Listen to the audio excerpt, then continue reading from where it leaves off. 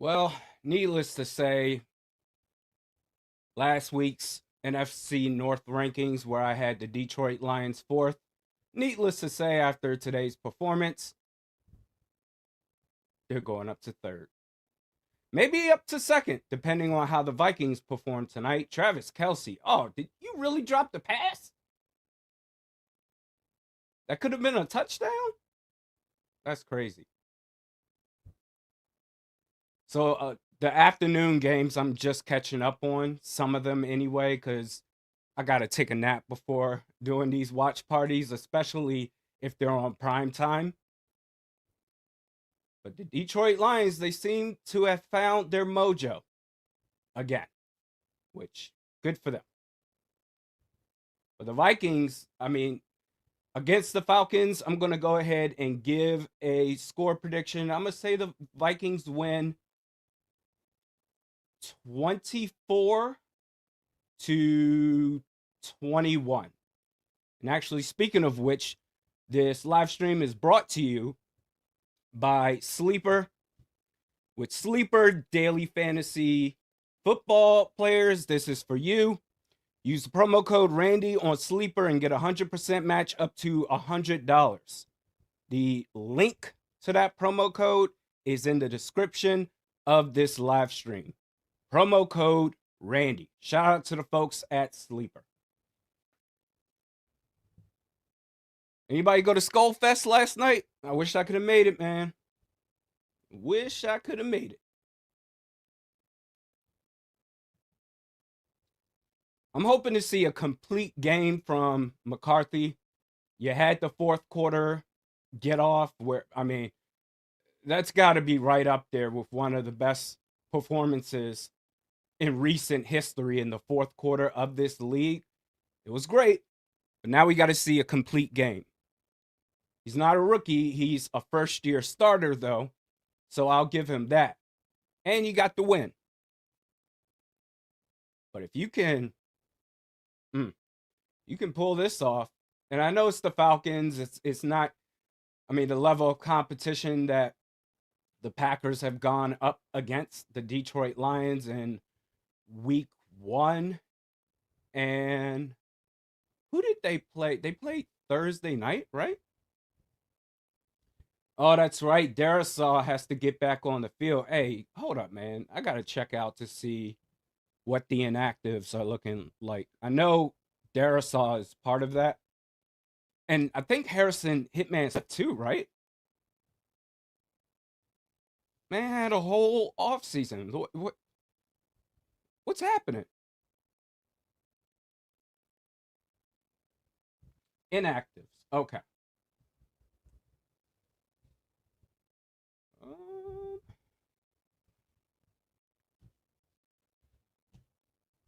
Come on, baby. Come on.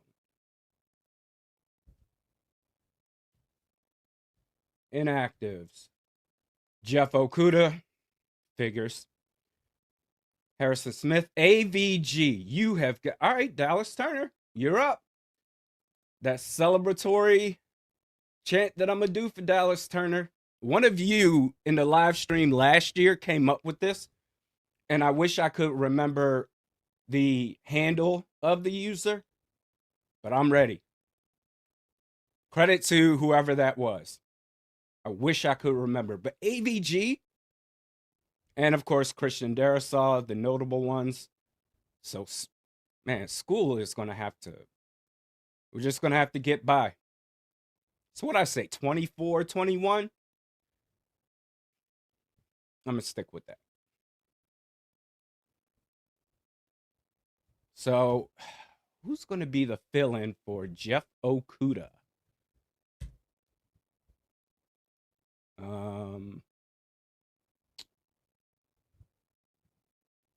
It is, they didn't say on the Vikings Twitter page, but Jeff Okuda's out. Well, I mean, you're going to have to mix in some Josh Metellus, maybe in the slot at times. But then again, you got Theo Jackson playing safety, And you also have, with Hitman out, Jay Ward.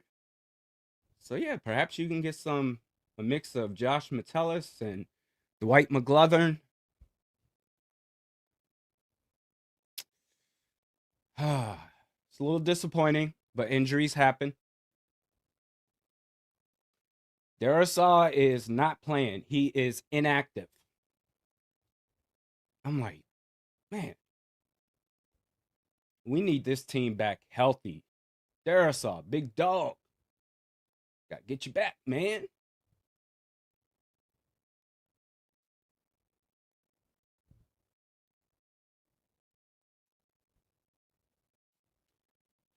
I want you back.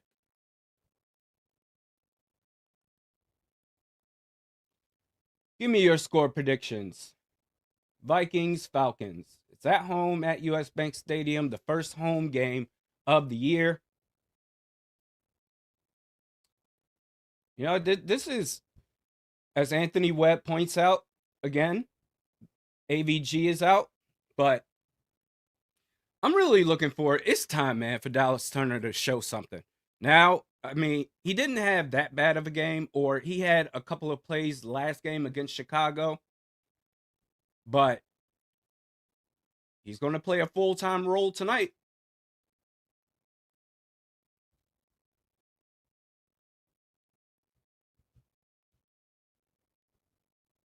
Oh, that's right. Cashman is out too. But he's more than inactive. He's going to miss. Did they put him on? Yeah, they put him on IR. So, whoo, okay.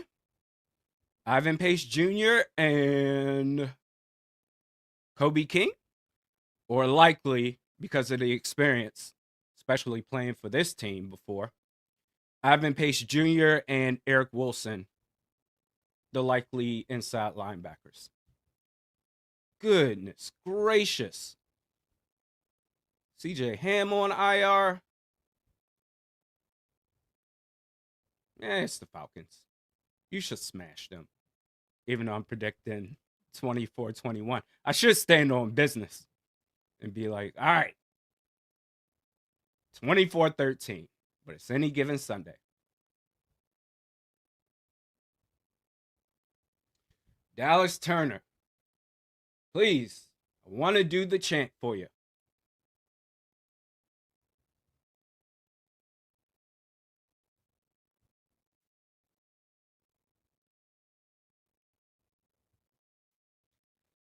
Hopefully, McCarthy has learned from the early mistakes he made through the first 3 quarters of last week's Monday Night Football game. I mean, that, if you just look at the stats itself, that was very impressive what he did. I just want to see it over the course of a 4-quarter game. I hope so, Cody. I hope he goes off. We had some wild bloopers in today's games. You had, oh my gosh. I don't know his name, but I know with the Pittsburgh game, Aaron Rodgers hit a receiver dead to rights in the end zone, dropped it.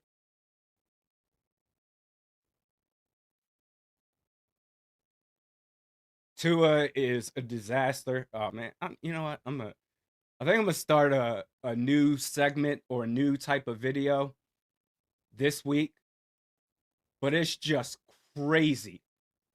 I mean, there were some great plays as well, but Joe Burrow dealing with a toe injury, I guess turf toe. I'm presuming may be out for a while. Yeah, Tua. Oh my gosh. Another quarterback I was right about. Back when Tua was a prospect coming out of Alabama, did a live stream talking about who I want the Vikings to get. And someone brought up Tua, and I said, no, man, I would not. I don't trust him at the next level. And I remember someone said, you could not be more wrong about Tua.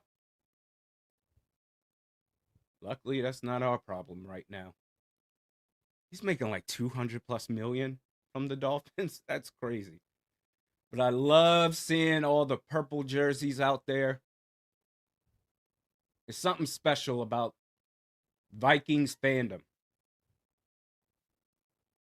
Gary says broken toe. Oh, goodness. I hope it's not a broken toe. Because broken toe, turf toe is one thing. A broken toe? I mean, you're talking about potentially missing some real hard time, which is really unfortunate because I really want to see Joe Burrow play. I love watching him play, but at the same time, they didn't really do anything, Cincy, to help out Joe Burrow. They're spending all their money basically on Burrow, which obviously you have to do, Jamar Chase, obviously, but also their wide receiver two, T. Higgins, and Trey Hendrickson, who demanded a pay raise before he finally showed up, and he got it. But what about that offensive line? What about the defense? I'm not sure how long Joe Burrow is going to be out for, Ryan Peterson. I'm sure we'll get some updates if we haven't already. Maybe there has been an update, but he's going to have to get an MRI if he hasn't already. But if there hasn't been an update, then I'm sure we'll find out tomorrow. The NFL don't mess around. You get an injury, if you don't get a same day MRI scan, you'll get it the very next day. More often than not.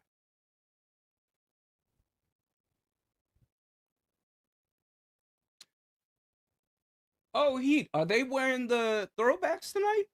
Shoot. I want one of those. Which player, though? Probably Jefferson. Not sure.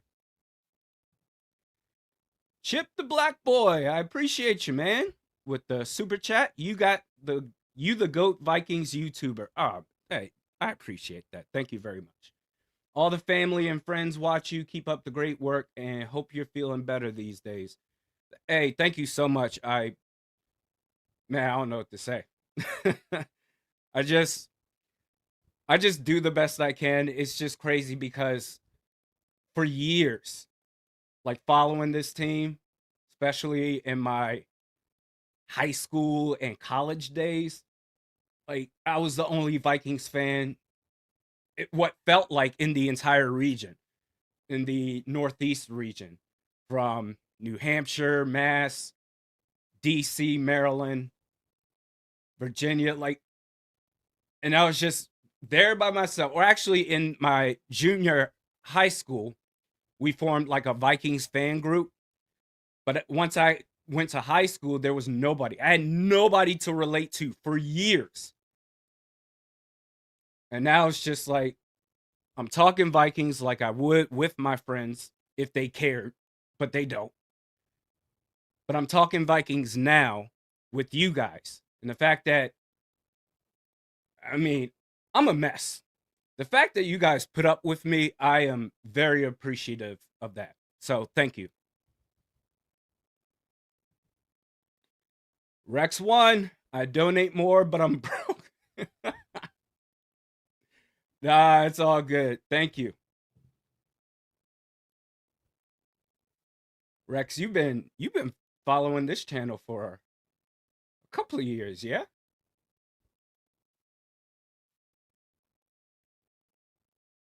Oh, that's right. Sunday night football.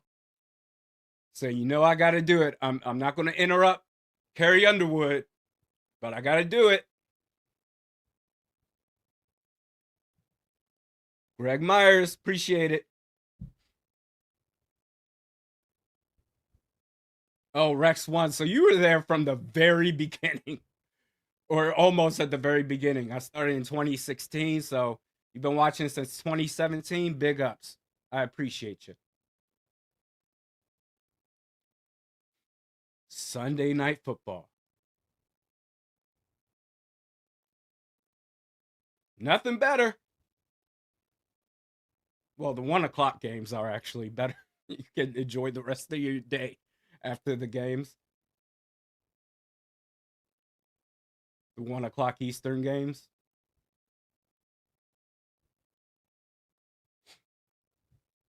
But we here, man. Barry Blanton. Why no leg kicks for his sacks last week? Did Grenard get a sack last week? Either way, I can't do it right now. I can't. Been rehabbing, but I'm close. I'm close to doing it. Oh yeah, the singing's over. Whoa, whoa, whoa, whoa, whoa, whoa, whoa, whoa. Sorry, every Sunday night I got to do that. Steve Jacobs, good evening, GOAT. I hear you on the Lone Wolf side. I'm a Vikings fan in Pittsburgh. Wow, okay, can't stand them, LOL. Skull, brother. It's a lonely world being a Vikings fan outside of Minnesota. I tell you what.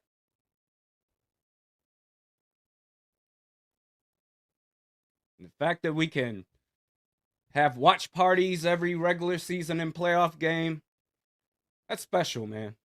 I truly appreciate it. Thank you. Vikings fan in Pittsburgh. All right. Justin Shipman. Thanks for making Sunday enjoyable, sir. Vikings throwbacks are greater than every other jersey in sports. And, I'm not going to debate you on that. It's up there, though. I will say that. I love the throwback jerseys. I had no idea they were wearing them tonight. Shoot. I need to get one. Yeah, Barry, we all family up in here.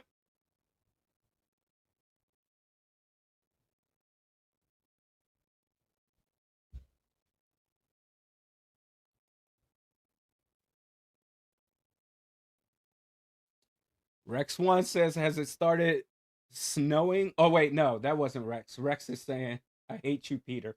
Peter said, is it snowing in Minnesota yet? Probably not. Actually, I'm pretty sure it's hot as hell over there. Because I was checking out the temperature yesterday or today. Just on the event or in case that I was able to go, but obviously couldn't or didn't. And I think it was like in the correct me if I'm wrong, but in the upper 80s, 90s this weekend in Minnesota. Got a while before that snow starts falling down. Ah, yes, that's right. This video is brought to you by Sleeper. For daily fantasy users, shoot. For this actual game, I'm going with J.J. McCarthy over 18.5 rushing yards. Aaron Jones over 19.5 receiving yards. Bijan Robinson under 70.5 rushing yards. I think the defense shows up today. Hopefully they do. Get a complete game from the defense. Well, defense was pretty good last week. But get a full complete game from the offense, specifically J.J. McCarthy. With Sleeper, use promo code Randy. Get a 100% match up to $100. Bam. All right.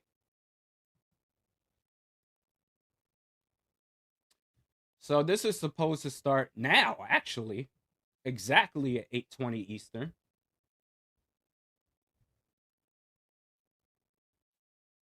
Michael, Vikings die hard in Houston. Hell yeah, bro. Hell yeah.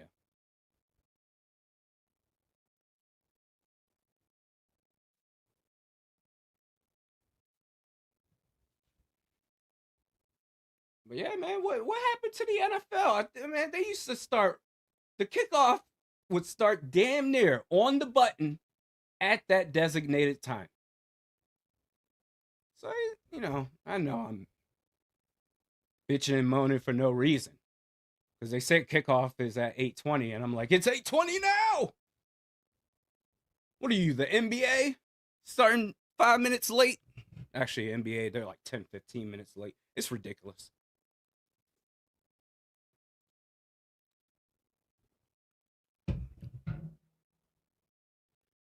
Oh, it is a throwback jerseys.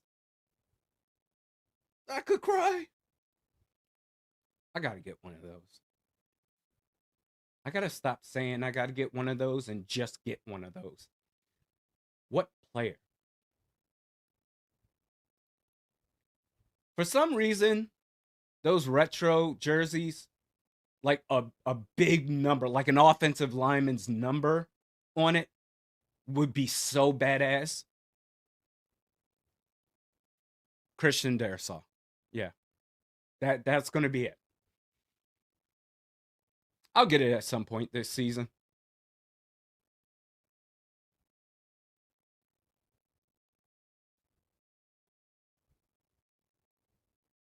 Yes.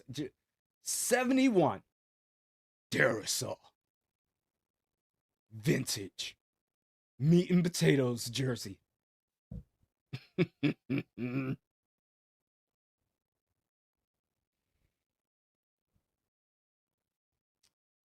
I'm hoping that KOC divvies the split between Mason and Aaron Jones, even if it's 51% Jordan Mason and 49% Aaron Jones. I'll take it. This, you see all of these backs across the league, these physical backs that can just get you yards and keep drives going and makes it easier for their quarterback. We need that, man. Aaron Jones is still valuable, but nah, it's Jordan Mason time.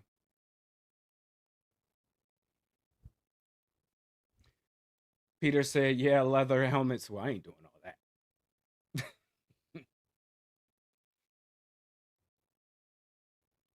Jared Allen with the skull chant. Hall of Famer Jared Allen. He gave the most love to the Vikings because he started in Kansas City, then went to Minnesota, then Chicago and Carolina, I believe. But he saved the Vikings till the end of his speech. Loved it. Do the cow wrangle up? I know I look stupid doing that. That was my best Jared Allen sack impression right there.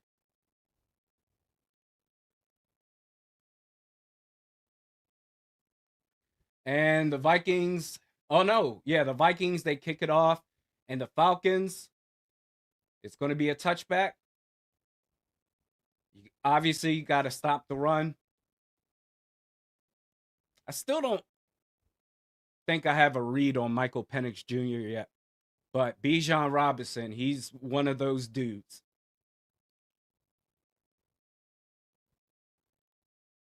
That Jordan Mason, to a lesser degree, can be for us.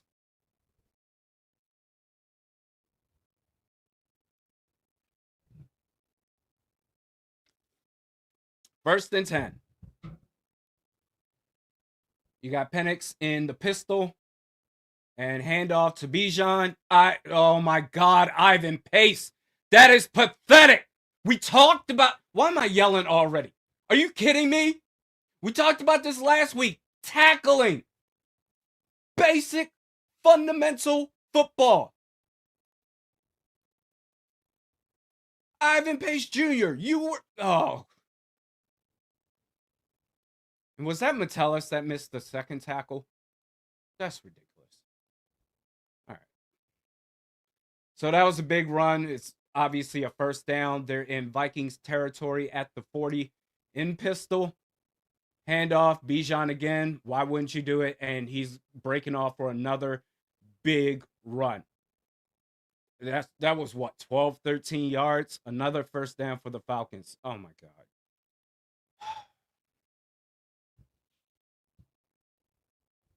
We're really doing this.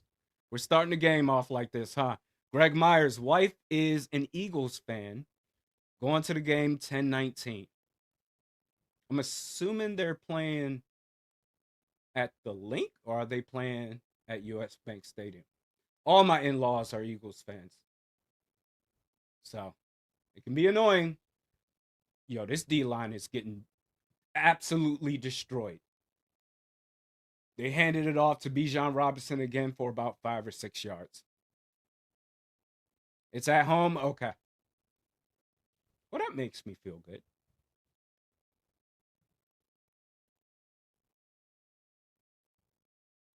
This dude, I still can't believe he's averaging like 15 yards per carry right now.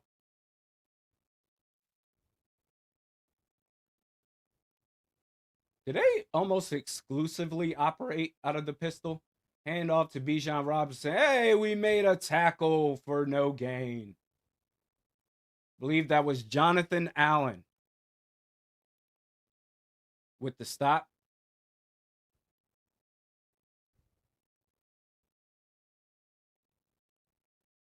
Oh, yep, sure was. So 3rd and 4.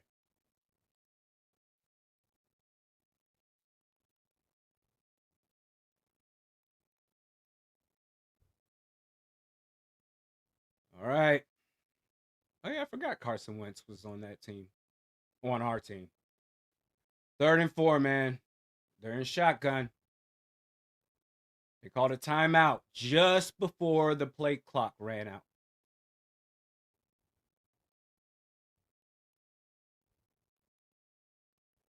Wow.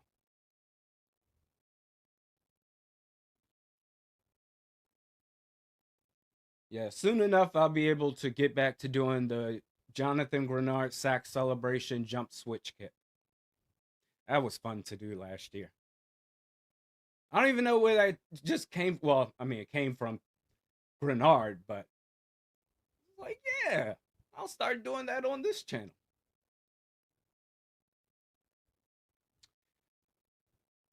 JD Brown, why do we always start slow? Because we're the Vikings, baby. That's Vikings football at its best. Never forget. All right, 3rd and 4 in shotgun. He's doing. Oh, what? They're doing some trick play right now. Another than that. Yeah, there was too much going on there. Too much movement, too much motion. Not settled in. There's a false start. Okay. I thought it was going to be like an illegal motion or something. There was just too much happening right there. So if they're going to back up 5, it's going to be 3rd and long.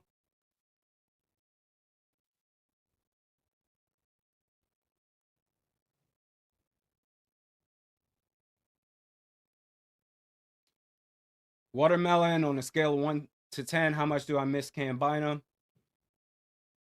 I mean, I don't miss him. I wish him well, but it's I'm not sitting here like, oh my God, I wish he was here. It's the relationship was fun while it lasted. So 3rd and long, he throws it and he gets it to Kyle Pitts, who's going to be just short, just shy of the line to gain. And what are they going to do here? This is a league now, today's league, where 4th and less than 4 teams just automatically go for it now. So let's see. They're going to go for it. I think it's 4th and I thought it was 4th and 2, so it's 4th and 1. Eric, I appreciate the super chat, brother. 4th and 1, man. Be flow. What you gonna do? Get set. Get in your stance. Is that another flag? Nice. Hey, they scared. They might be scared. That's the home field advantage. The loud, yeah, and you see, Penix is going like this, smacking his helmet, trying to hear. That crowd ain't effing around. You're going to have to earn every yard, every inch that you get. against this home crowd. And now they're going to, oh, John Pacaromo. You don't say. They're going to go for the field goal now. This is a 38-yard attempt. And, oh, did he make that? Can we get a second look at that? Hey, John Pacaromo, listen, I appreciate what you did last year, but all this Let's Go stuff, all you fired up. If you did make it, you barely made it. Relax. All right. So what we got? We got 3-0 Falcons. Okay.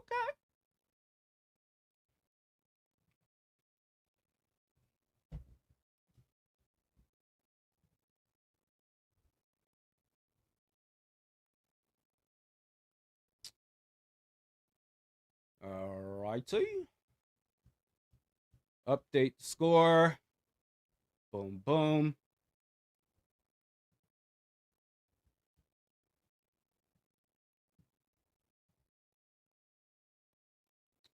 All right. 3-0 Atlanta.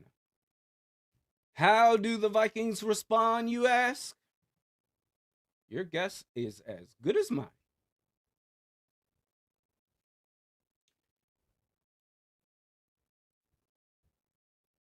Well, you know what, Inspo, I'm going to chalk it up to the fact that they only gave up 3 points on that drive, and it's the start of the game. It's their first home game. But that they'll get better as the game goes on defensively. But, I mean, there should be no excuses for the offense. I mean, the scripted drives. How are you going to look? Yep, Derek, another late night with the watch party. Last week it was Monday night. Now we got tonight. And I think we got a 1 o'clock game next week against Cincy, which, if Joe Burrow's going to be out for a while, I mean, obviously you don't wish for anyone to get hurt, but assuming he's out for a while, they're going up against former Viking Jake Browning.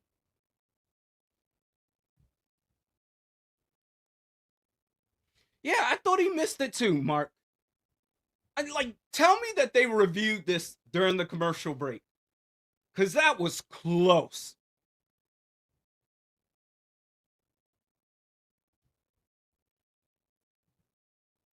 Big perps, appreciate you. Yeah, I gotta get a Christian Darrisaw vintage jersey. All right. We'll surf Northwest. It's just one drive. Let's see. Dallas Turner will, I'm sure, step it up. And Vikings return it to their own 27, it looks like. Out comes the offense. And the crowd is excited. JJ saying, hey, calm down. Yeah, like, you got multiple players saying, hey, let's relax a little bit. So Aaron Jones is going to be the starting running back. It'll be interesting to see the carry split or the touch split between he and Jordan Mason. Yeah, offense on the field, we gotta keep it quiet so they can focus. Ball snap, shotgun, quick pass. I mean, it's complete to Jalen Naylor for a couple of yards, but JJ, you got it. Come on, let's throw some passes in stride or to the chest. No more of these low throws.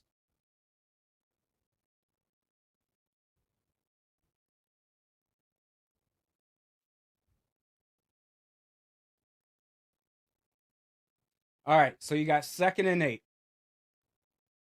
Hawkinson, the motion man. Jefferson now motions back. Pitch out right to Aaron Jones. What are we doing, man? Why? What? Okay. All right. Most of y'all know I'm not a fan of the pitch, but come on, man. They like, why do we keep doing it?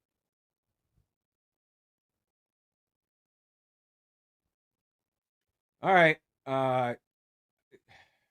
So this is going to be a 3rd and long again. And another thing last week was so many 3rd and long situations through the first 3 quarters that set this team up for failure. JJ McCarthy, he breaks through the pressure, and I think he got the first down.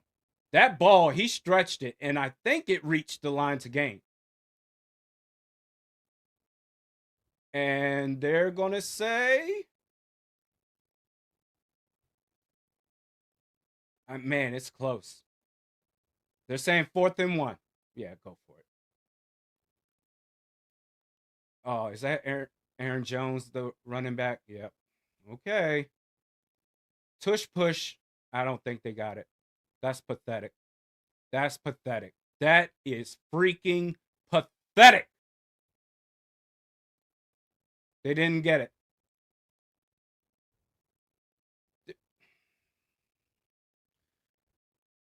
Like, constantly shooting yourselves in the foot. Damn, man. If you're gonna, that's crazy. You don't even have a push man there. You're just relying solely on the offensive line that you retooled, man. Come on, man. You got to get better at play calling consistently, KOC. Yeah, I'm not freaking out as in, like, oh, I'm a rage out. Oh, that was a bad snap, too. That was a bad snap. So, Ryan Kelly, not great. Still, the play call itself was stupid. Don't make it complicated. Just hand it off to Jordan Mason. Now, turnover on downs, the Falcons, they get the ball in Vikings territory. Bijan Robinson gets outside, gets about 5 yards. Stephen Waite, bruh, I know. It's ridiculous.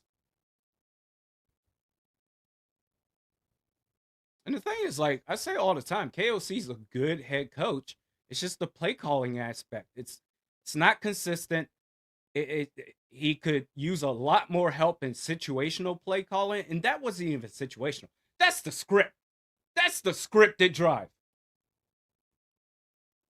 That's what y'all planned for this whole time. Handoff. Grenard almost got there. And again, another case of almost got the quarterback, but couldn't quite get there. Pass to Bijan Robinson, and the Falcons are now in the red zone. Come on, man. You guys are Grenard, you got to start closing these plays. Oh, the ball hit the ground. That's incomplete. Yep. Bring it on back, you bums. Bring it back.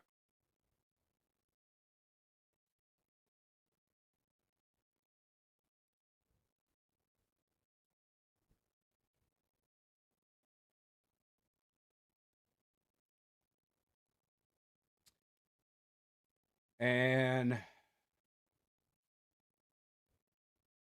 did the Falcons use a timeout? I'm assuming so.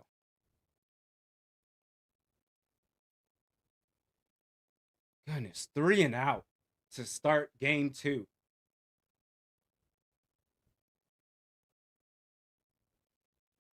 Come on, Dallas Turner and Grenard. We got to see something.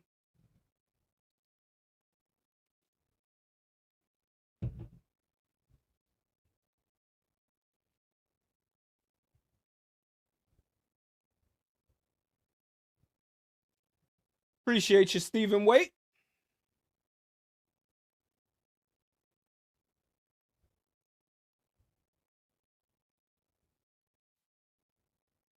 So you got 3rd and 3.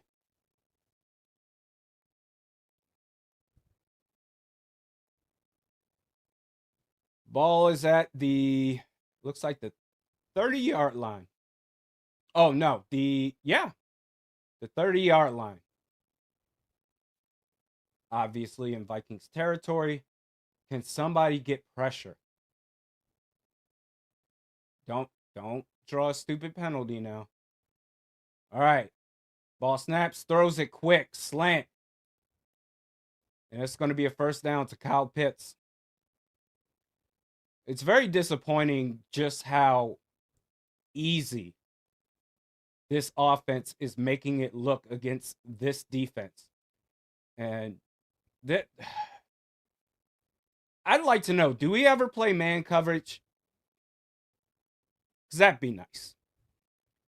Like just sitting back constantly, man, and just waiting for the plays to come to you. It's not working.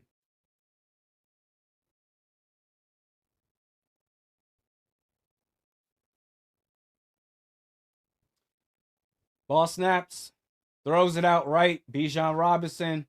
And again, just backpedaling, waiting for the player to come to you and then reacting to the play after it's made.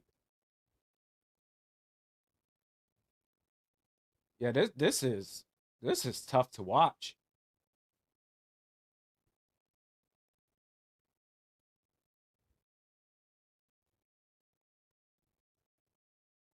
Second and 5.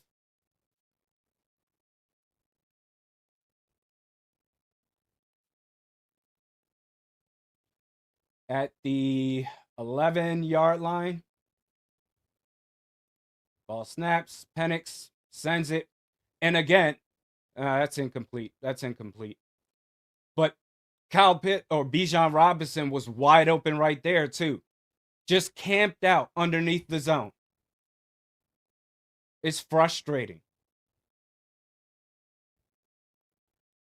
And as much as we rave about this coaching staff, in particular KOC and B-Flow, I mean, I'm not going to say the lack of creativity, but just the lack of situational awareness when it comes to the play calling. It is just so frustrating, and they don't make any changes. And Penix takes off to the left, and out of bounds is Bijan Robinson. Oh, wait, Darnell Mooney. Excuse me. So, I mean, you got bailed out there. But it's just, and it's only, well, presumably it's only going to be a 6-0 game. Dog, he didn't make that first field goal. Oh, it went, all right, so from that angle, it went right over the top of the left post. So in that case, it counts.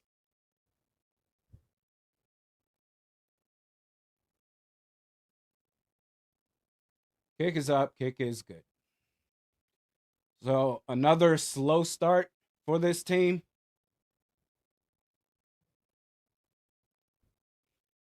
Still a 1-possession game, but it's like it would be nice. You know, especially you see all these other teams, their scripted drives more often than not are effective. And then you see the Vikings, their scripted drives. So far, it's early, but man, 3 and out.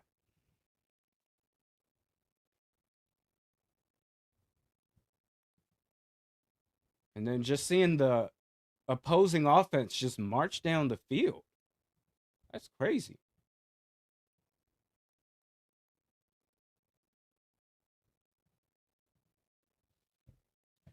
But all right, it's going to be another one of those nights.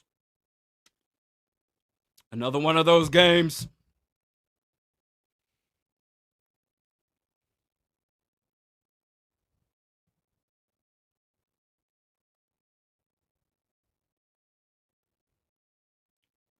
And apparently Dallas Turner's playing bad. I mean, I can't even sit here and deny it.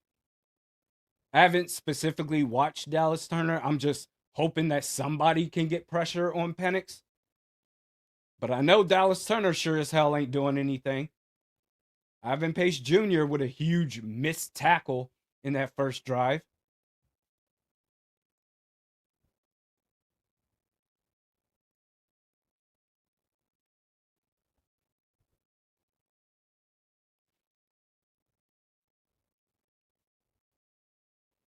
Yeah, and McCarthy, man, you need to get some air. I've seen you throw the ball at Michigan.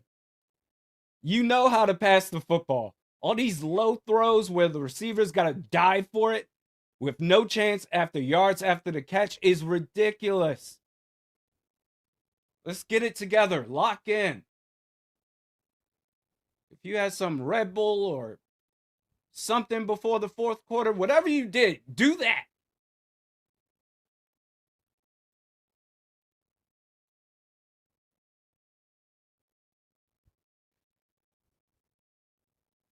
You know what, Ventrisk? I hope Jordan Mason, this should be the Jordan Mason drive.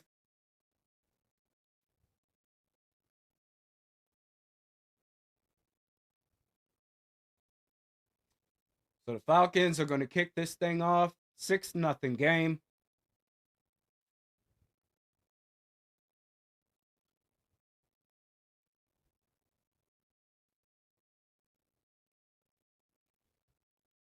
And the kickoff is up. Miles Price, he's going to return it. He looks, I don't know, man. He looked a bit off there on that return. Like, I know he can run faster than that. That seemed a little sluggish right there. I could be wrong.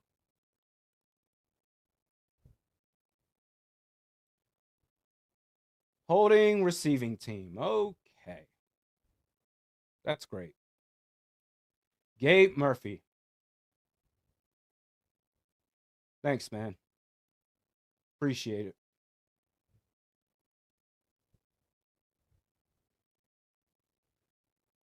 All right. And Aaron Jones is out there again. Okay. I mean, we'll see how this works out. You got doubles on the left, handoff to Aaron Jones, who he gets outside, gets a couple of yards there. Okay, he gets about 7 or 8. I'm gonna say 7.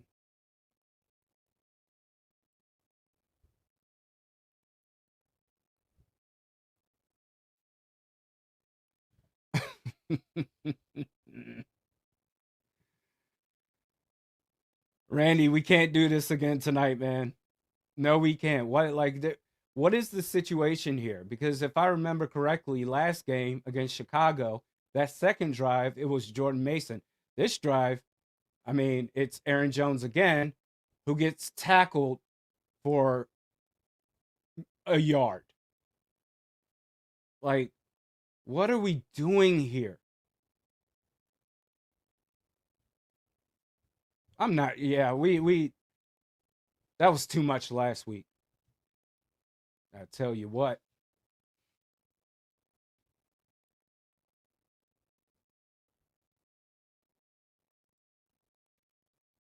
Well, Jordan Mason is in the game now on 3rd and 2.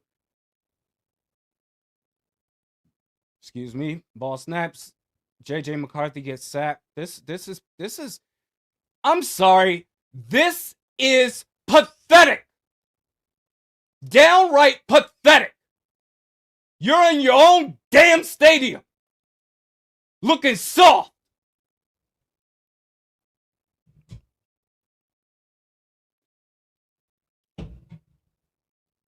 You bring in Jordan Mason finally for a shotgun passing play?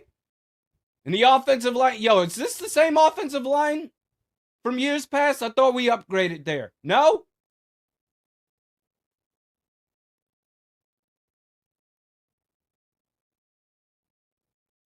Punt is sent. Not a bad punt at all. So they're going to start the Falcons, their 3rd offensive drive. Can we get a first down? Jesus. This is pathetic.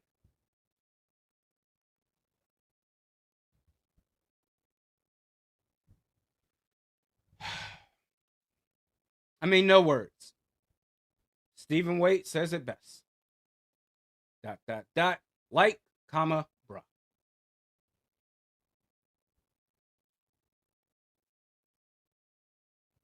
Like, I'm so tired of the fans having more energy than the damn team itself. Stay getting excited, man. Like, all right, let's show up. And it's always slow starts.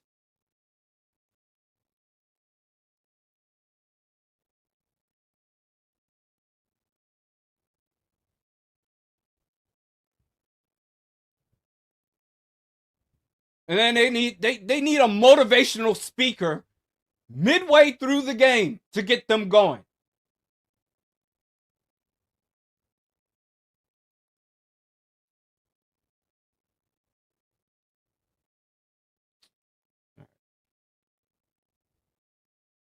And it's like, yeah, we can do it. And then they finally show up. Play a whole damn game.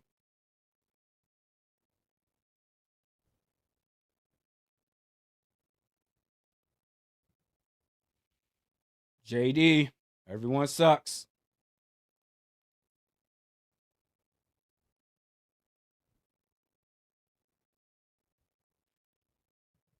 Dumb white guy. Yeah, something I've noticed is that Aaron Jones doesn't have that second gear.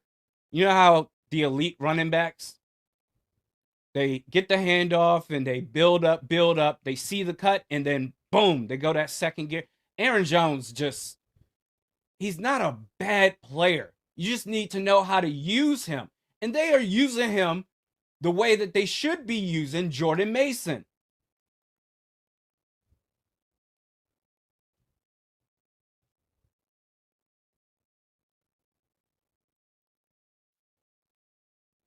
He should be out there, Aaron Jones, for passing downs. All right, let me pay attention to Dallas Turner real quick. So in pistol, they drop back Dallas Turner in coverage. Are we for real? There's a flag on the play. The pass was completed to somebody for about 4 yards, but there's a flag on the play.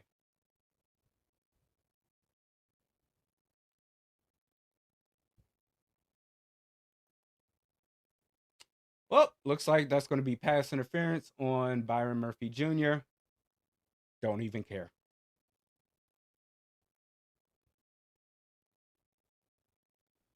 I mean, this to start off these games like this so far this season is disrespectful to the fan base.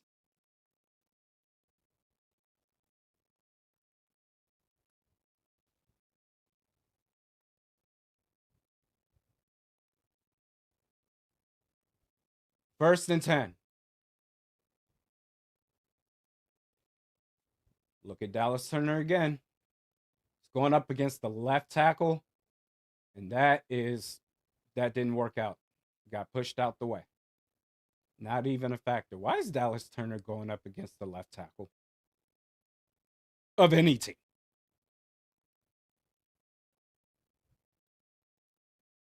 All right.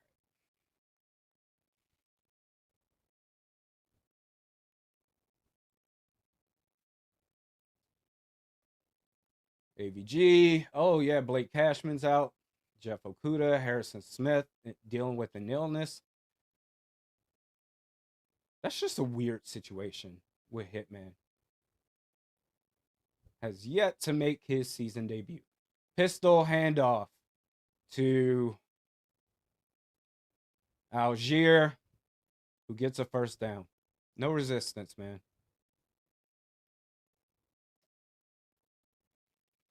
Oh.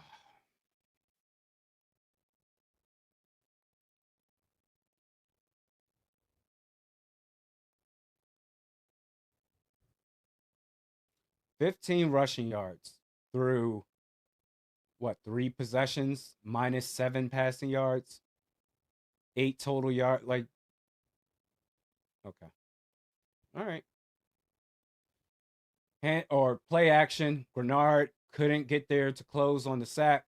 Pass is complete to Kyle Pitts. Isaiah Rodgers in coverage, and that's going to be a first down.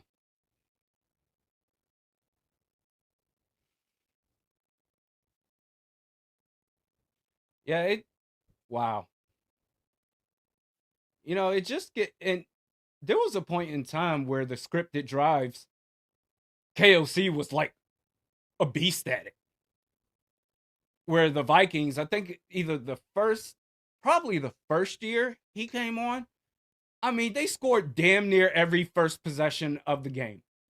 And now, so far this season, we got a flag on the play. It's going to be on the offense, probably a false start. It is. But now, so far this year, I mean, they start off slow.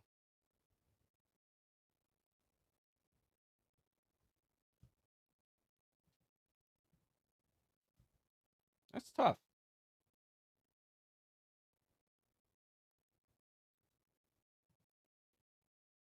Can't remember the last time I saw Jones break a tackle.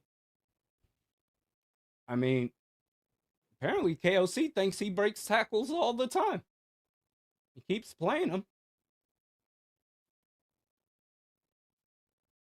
Dallas Turner can't quite get there, and Josh Metellus got Moss's fumble! Fumble! Yes! Hold on to the ball, baby. Was that Metellus with the forced fumble?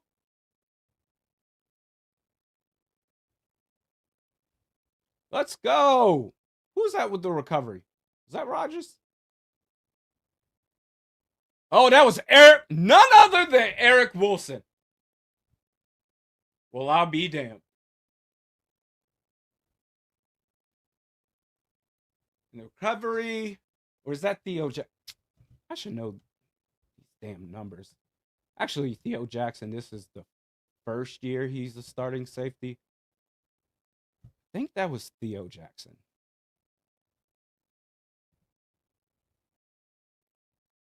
Yep, it was. Okay. Well, the defense, they got a turnover.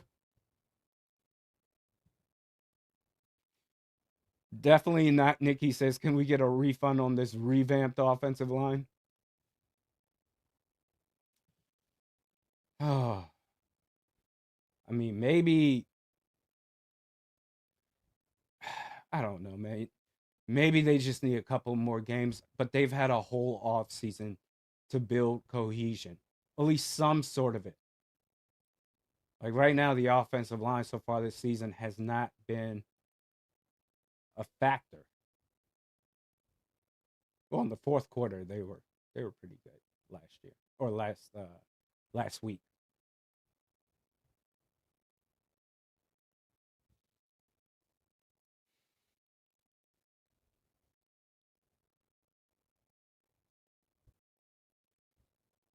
I know Darisaw isn't there, and I know school is filling in. But again, he's been working with the team as well.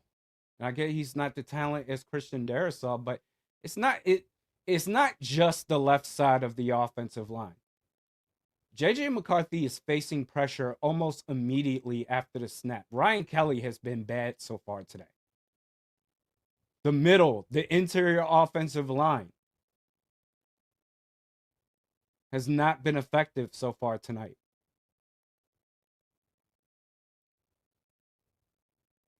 No, the interior offensive line needs to get it together. But Eric Wilson,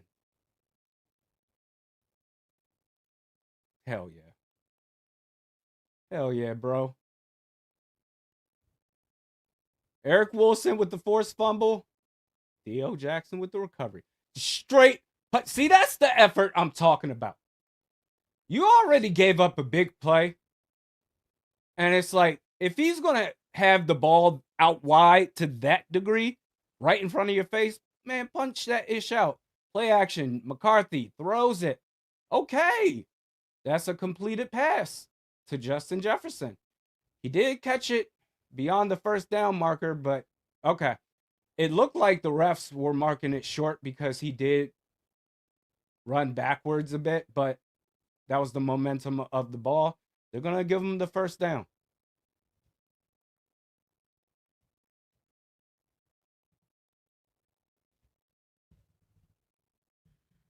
All right. Nope, they're going to say 2nd and 1. Okay, whatever.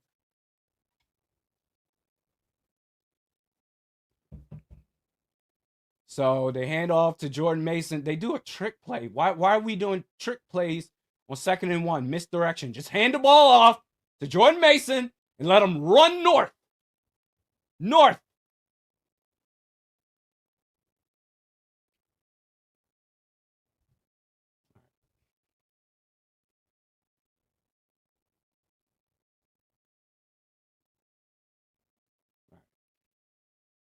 Third and 2. Can we get a first down? It's sad that's the goal with 13 seconds left in the first quarter, which they probably won't even snap the ball. Can we get a first down? What do you know? Guess what, everybody? They hand the ball off to Jordan Mason. No doohickey stuff. And he just goes straight up the gut. And what do you know? He gets a first down. KOC, can you believe it? I'm shocked.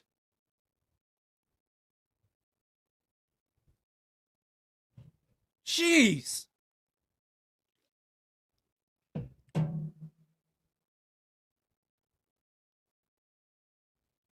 Like, let's go, man. All of a sudden, you start playing Jordan Mason and good things happen.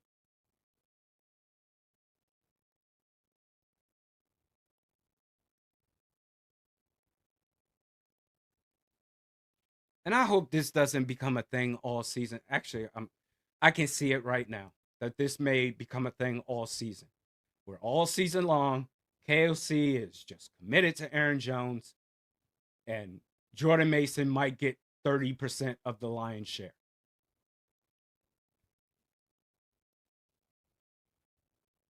And every single game, hey, KOC, start Jordan Mason.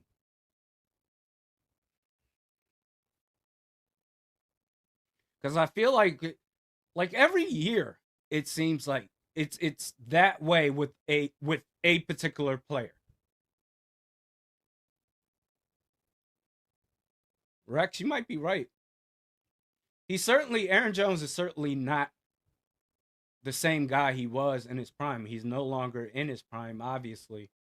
But that's where coaching comes in. You KOC see the exact same stuff that we see, talking about game days. You see it, we see it. What's stopping you from making the necessary adjustments, man? What is it?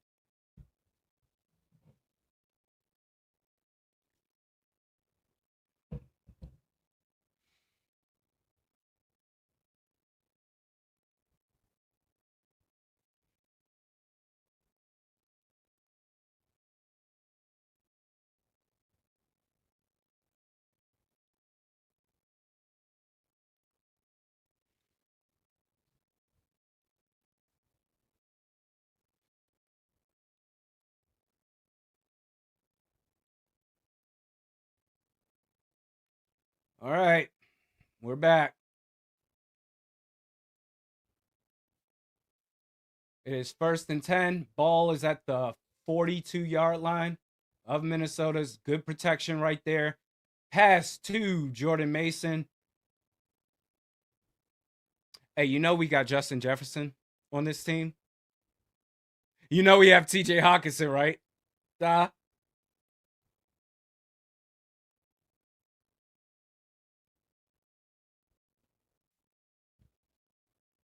Like, yeah, Jacob, all these short plays. Why? Why? Why? At least when Cook was regressing, he could still break a few for a big gain.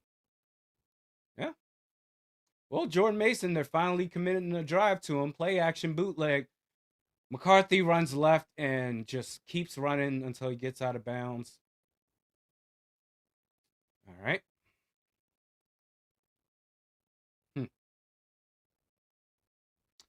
3rd down.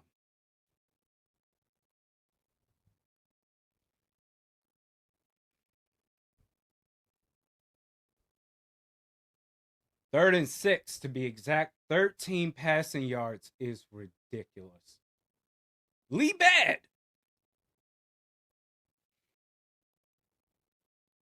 3rd and 6, you got trips right. You got to start making plays. McCarthy throws it deep right. Thank you. Keep it in stride. You want to do that. We need to get some yards after the catch if possible. But still, nevertheless, that's a first down completion to Jalen Naylor. That ball placement.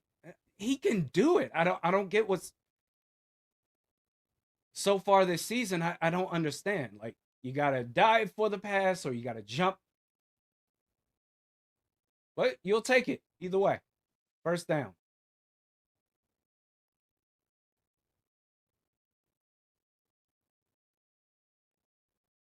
Handoff, Jordan Mason. Look at that. Look at that run. Like, come on, bro.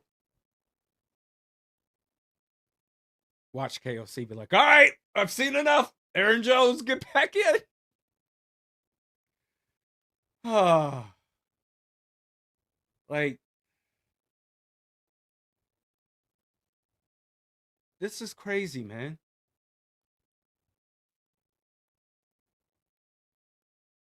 Second and 4. And a false start by Will Fries.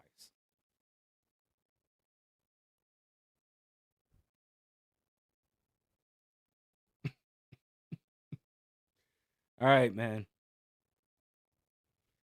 Okie dokie, Smokey.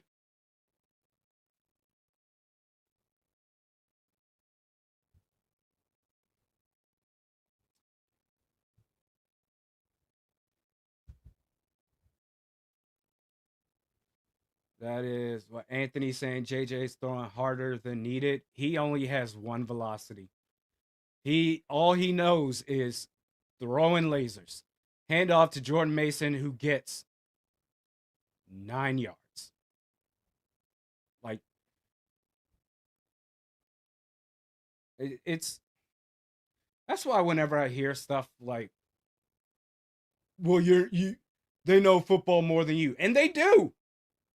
But some things are as plain as day, right in front of your face. But, well, you know what? He knows football more than you. So we're just going to hand it off to Aaron Jones on an edge run. Oh, no, on a pitch.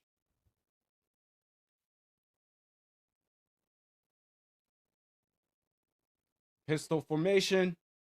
Hand off to Jordan Mason. First down. Like, is KOC pissed to be running Jordan Mason right now? I bet he is. This is supposed to be Aaron Jones.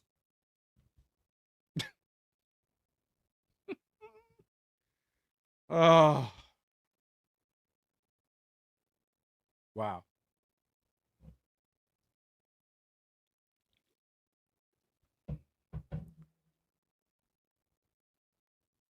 This offense is moving, though. 1st and 10. Ball at the 30. In Falcons territory. That looked like a blitz that they didn't properly pick up. And JJ takes the sack.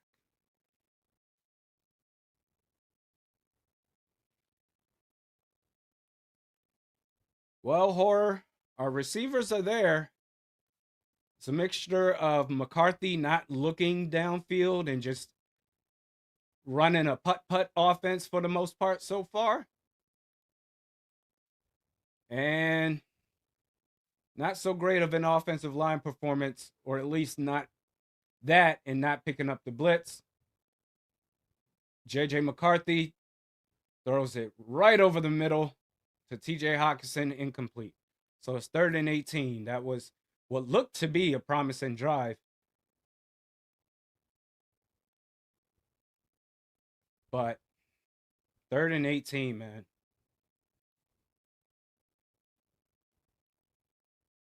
Hawk, you gotta grab that.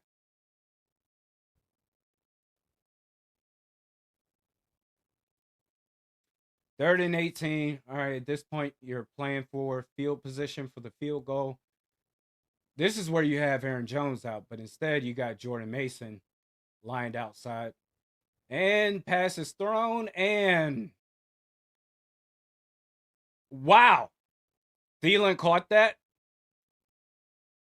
I thought that was incomplete. I thought he dropped it. So they're rushing up to try to get the ball off, but there's the replay. Oh, yeah. Well, actually, his knee was down while he still had the ball. The ball didn't rattle until after his knee was down. So, okay. That's the first down Vikings. They're officially in the red zone. Ball snaps. JJ throws it deep right to Jalen Naylor. And that's going to set up first and goal at the 2-yard line. Okay.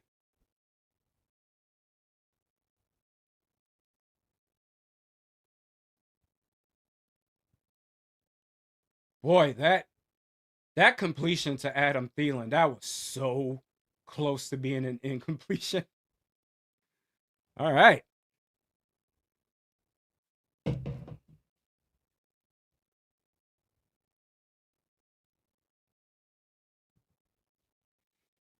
First and goal at the 2.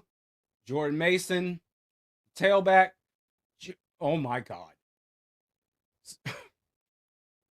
Oh, my God. JJ McCarthy took the snap.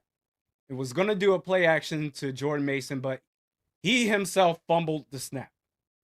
Talking about JJ McCarthy. He was able to recover, didn't get sacked. I don't understand what happened there, but he was able to get up, roll out to his right, and throw it, and it's incomplete. And I mean, if you're not going to throw a touchdown there, I mean, I'll take that play. JJ McCarthy, this is an indoor stadium. What did you trip over? Casper the Friendly Ghost? And it's a false start. Come on, man. Get it together. Good Lord. False start. Oh, no. My bad. I'm wrong. It wasn't a false start. It was a delay of game. Jesus.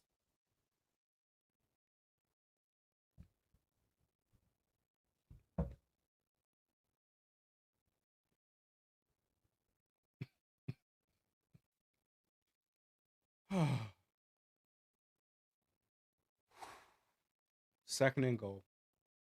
Okay.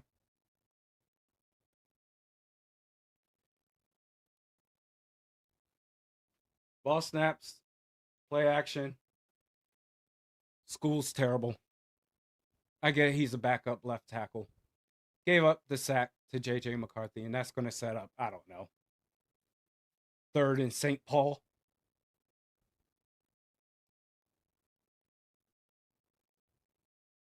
No, he just got owned there.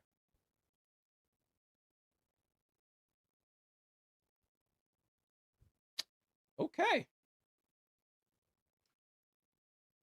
Well, 3rd and goal. Went from the 2-yard line to the 13. And you get sacked. This offensive line sucks, bro. I'm sorry. No. Nope. Can't do it. Well, if you just believe. Okay. Get school out of here. Unfortunately, this is the best they can do until Darisaw comes back.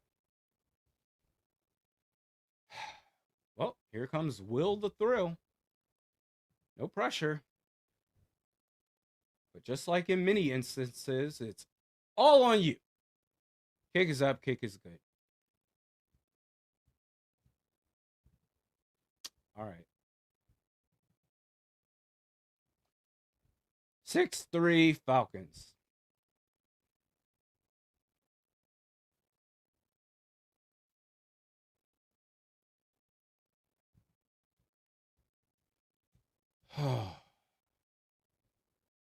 It's wow.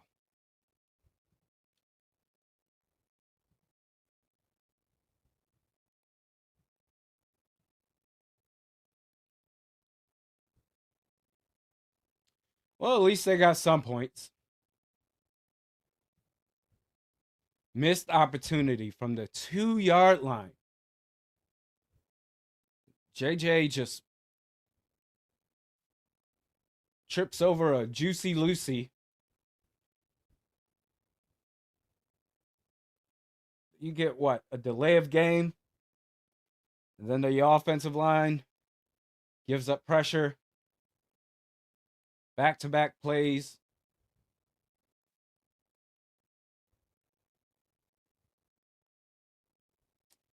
Mr. Thomas.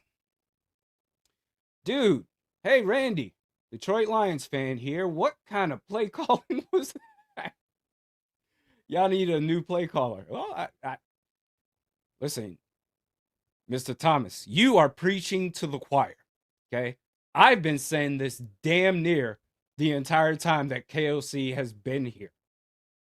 And every time I mention it, I don't know football. So, now KOC's doing great. Oh, one of the best play callers in the league. Handoff to pass his prime, Aaron Jones. Why not?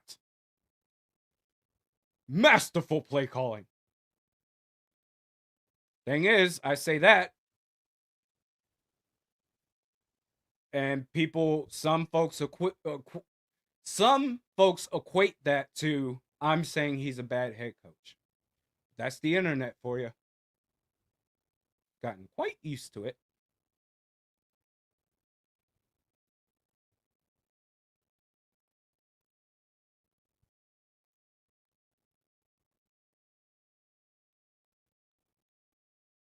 I mean, you practice all week for your opponent.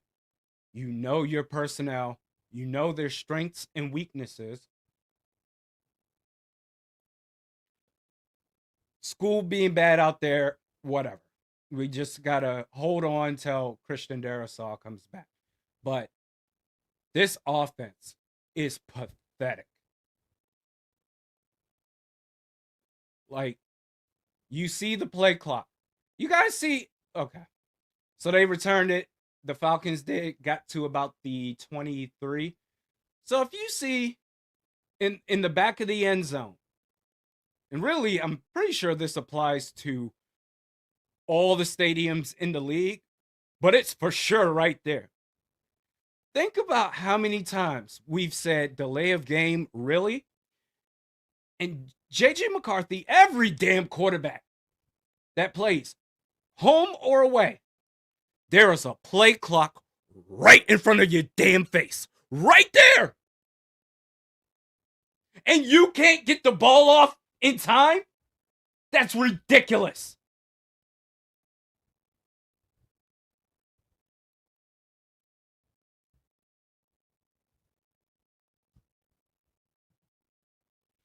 Definitely not Nikki. I'm getting Matt Khalil flashbacks. Yeah. Well, school wasn't a first round pick. So at least we got that going for us.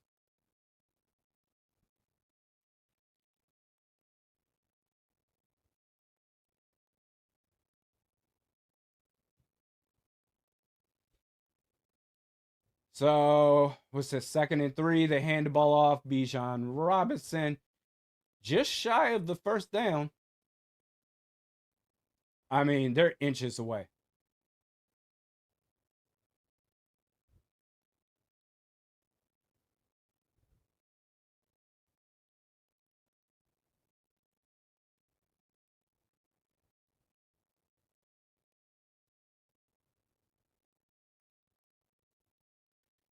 Okay.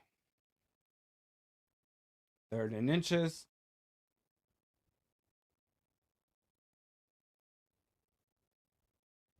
Pistol handoff, Algier, first down. Easy. When you have a strong ass running back in those short down situations, a first down is damn near automatic. But I mean, we have that with Jordan Mason, but you know.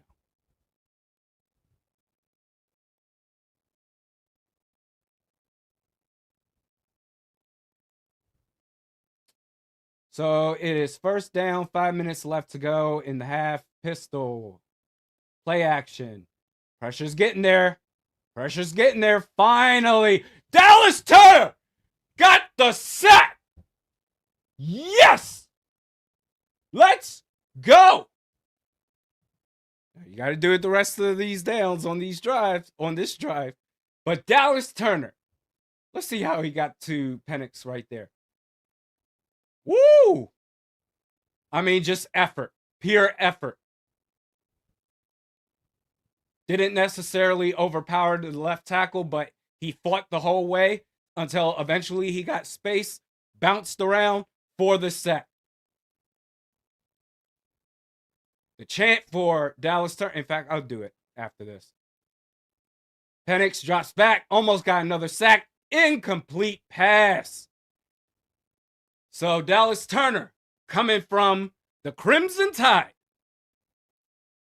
Whenever he gets a sack, like he did just there, hey, Skull Tide! Skull! Let's go.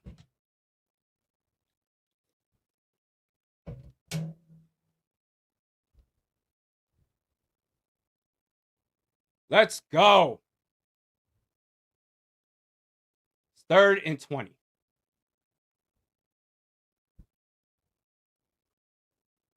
Well, we know they're going to do a zone. Just got to be in your spots. Throws it to Bijan Robinson, who has all the space in the world. And that's going to set up 4th down in about 4 or 5. Let's go.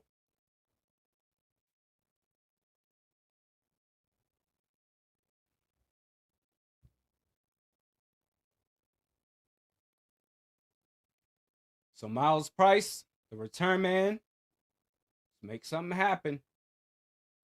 I can't believe it's just like last week, talking about the score. As stressful as this has been, it's only a 6-3 game. Price. Well, he got tackled immediately upon fielding that punt.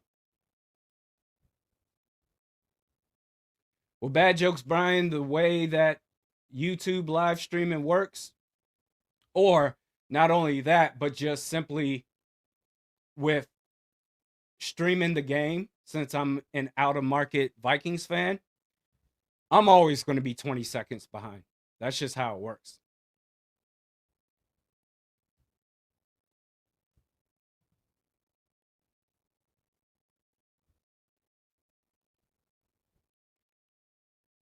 Dallas Turner was the big reason for that stop. Let's go.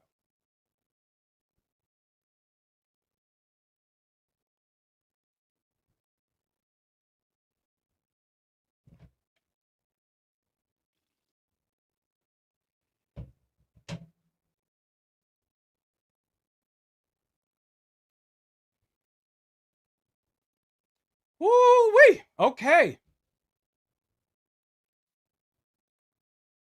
Big Ray. Maybe Dallas Turner is coming into his own. That was all effort on that sack. I mean, the way he battled till the whistle. Push, push, push. Drive the feet, and eventually you get some separation. And he kicked the speed in at the last second to get around that left tackle. Sack.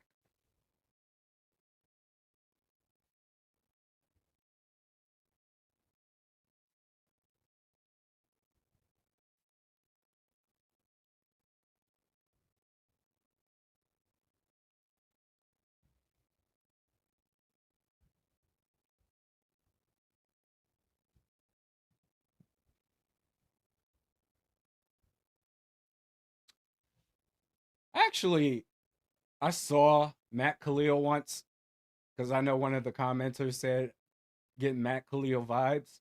I saw him once when I was in Minnesota for Vikings Jets at what used to be TCF Bank Stadium for University of Minnesota while they were getting the new stadium ready. And I saw him at Benihana in Mall of America. And I was like, hey, man. He said, what up? No, he just gave a wave. The very next day they played the Jets. That first drive, Matt Khalil gave up a sack to Teddy Bridgewater. And that was the game. It snowed too. That was a great game. It snowed too. And that game ended with the Vikings winning off of the Jarius Wright catch and run for like, I don't know, 87 yards for the touchdown.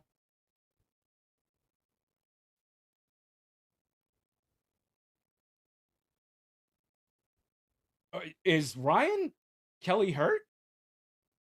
They're putting in Michael Juergens at center. Or did KOC do a benching? I mean, I wouldn't necessarily blame him right now. Adam Thielen with the catch. And first down. What happened to Ryan Kelly?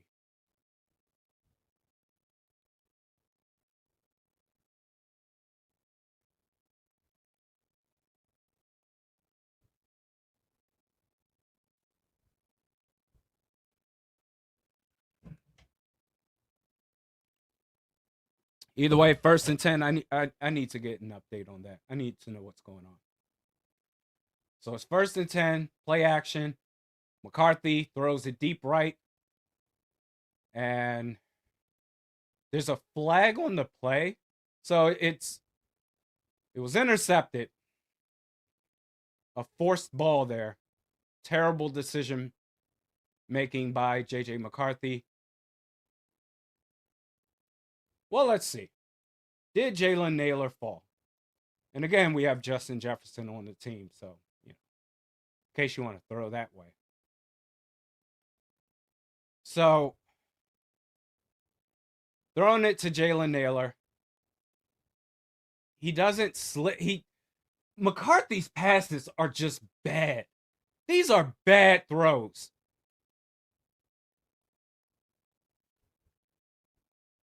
Either they're too high, they're too low, or they're too wide. Hit the receiver on the chest, man.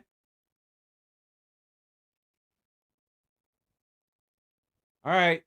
Ball is at the Vikings 38. Handoff, Bijan. And they make the play after about 3 yards.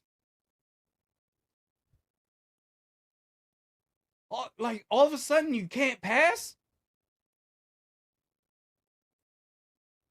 Your precision was one of your best qualities in college. Now you don't have it?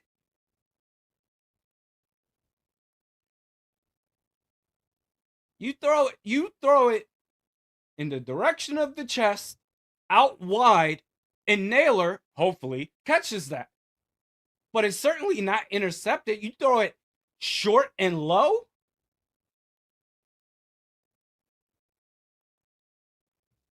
That's crazy. Well, KB, we need Addison back.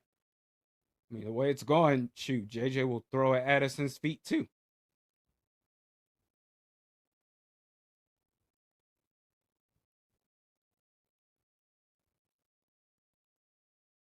That's just. It's a damn shame.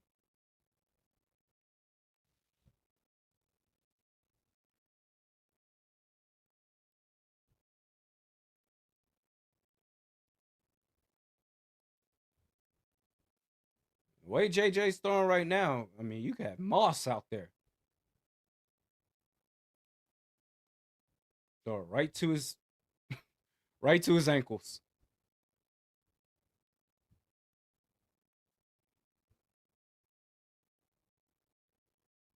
That's something I do think, for what it's worth, I do think that's something he can eventually get better at as the season goes on. The ball placement. Because these passes are just. The Black Al Bundy, yeah, you're right. Remember, this is his rookie season. I do. That's why I say I think he can eventually figure that out. He has the velocity. He appears to know where to go with the ball when he has protection. It's just the ball placement. Like, what are we doing?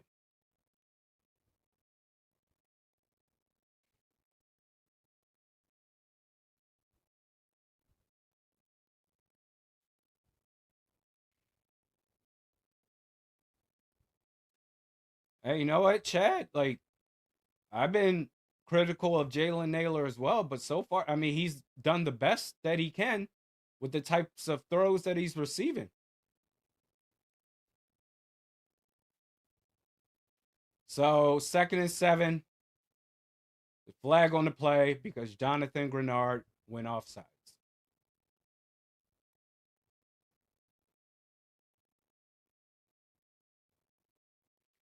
Uh, all right. And Jonathan Grenard is hurt. It it looks like he's grabbing the right side of his ribs.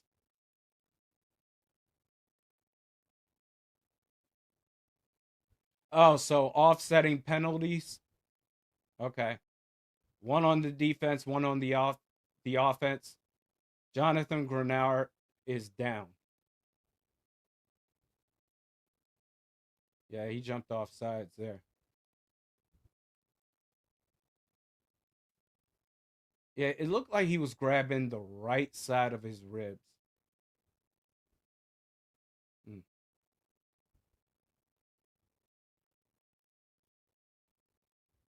All right, so you're gonna have to rely on Dallas Turner and Gabe Murphy, your two starting edge rushers, both out. I don't know, Mike. I don't know how he got hurt.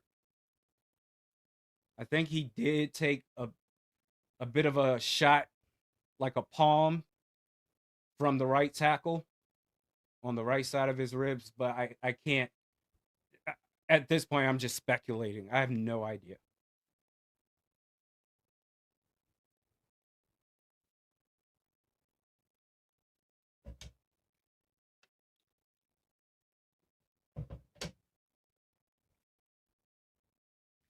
Dallas Turner and Gabe Murphy.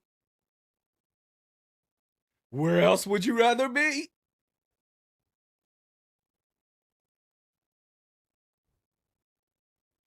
No, that's you know what? That's not bad. All things considered, if your starting edge rushers are gone and you've got Dallas Turner who already has a sack and Gabe Murphy who really showed something in preseason but ended up getting cut. I did not think that he would go through waivers untouched, but he did. And the Vikings signed him, and he's on the roster right now. Signed him to the practice squad and elevated him, so he's on the roster right now.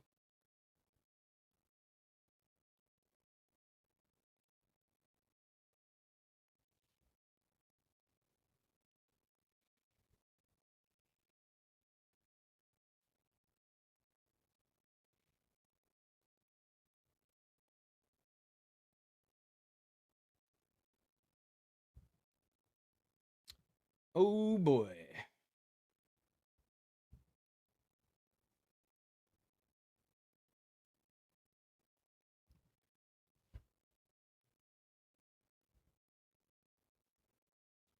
Adrian Murph is on the practice squad, bro. Yeah, I know, but he's active for this game.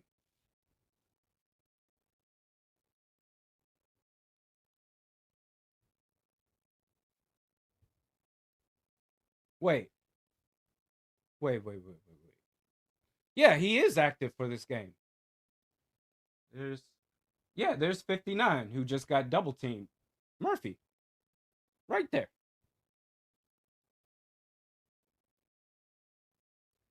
Grenard is back in the game, folks. Okay.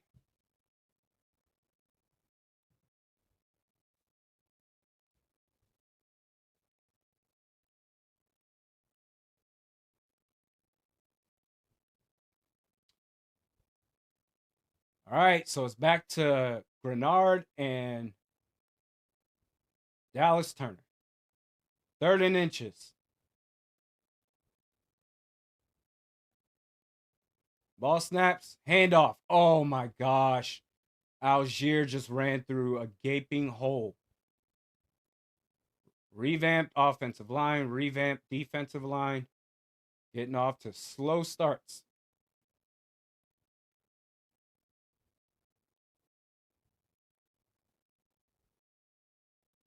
And who was that? I don't know if I can necessarily blame Ivan Pace right there. He was more so the victim of a block next to him, and they ran into the body.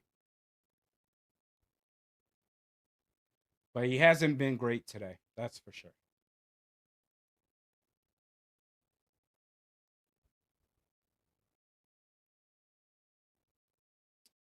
And the Falcons are in the red zone. 2nd and 6.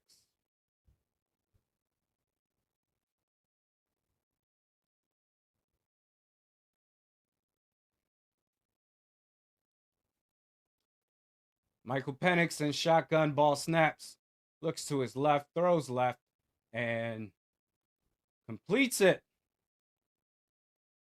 to Mall of America. Incomplete. 3rd and 6.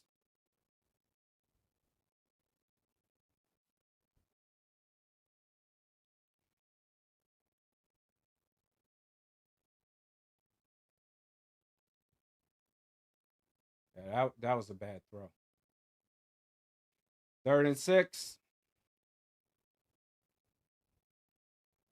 Dallas Turner, where are you? Looking for, okay.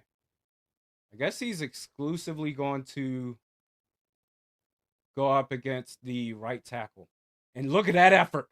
Oh my God.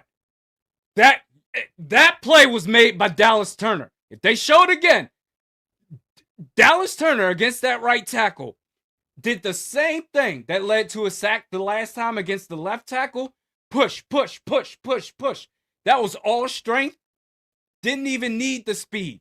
He pushed that right tackle into the quarterback.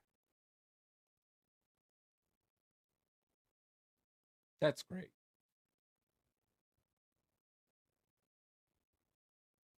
That's what I'm talking about. We're seeing something from Dallas Turner now because you have no choice.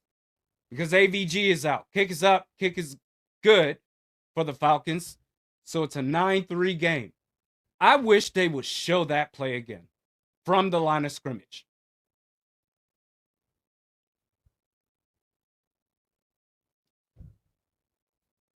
All right. 9-3. Great effort. Great effort by 15.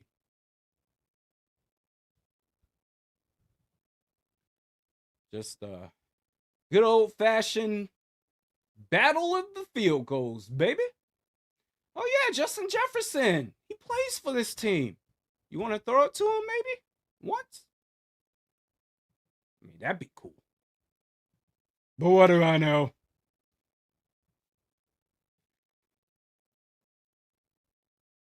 Throwing it to Aaron Jones would be much better, I suppose.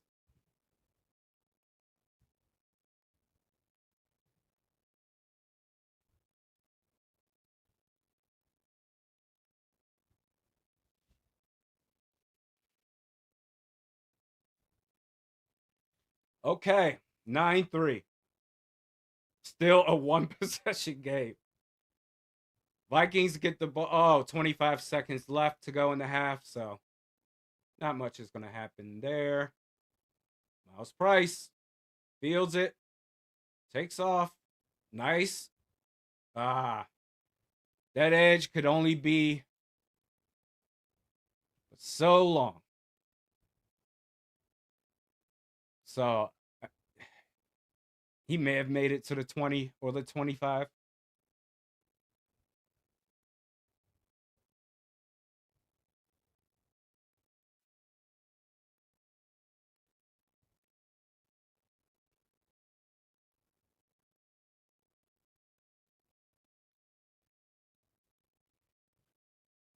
at the 20. First and 10, 18 seconds left to go. They're in shotgun. Guess now they're going to be aggressive here. And J.J. McCarthy got sacked. This offensive line stinks. Yeah, why even call a timeout? Just, all right. See where that's on. That's on. I guess technically Brian O'Neill, but as JJ moved up, that's when the edge rusher could release and then go the opposite direction. So I don't know. Do you put that on McCarthy? Do you put that on O'Neill? It doesn't really matter.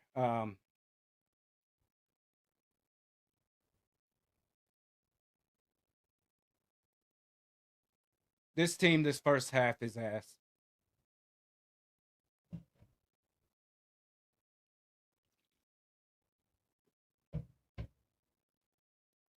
Someone's hurt. AJ Terrell Jr. Oh, on the cut following Jalen Naylor, grabbing the hamstring.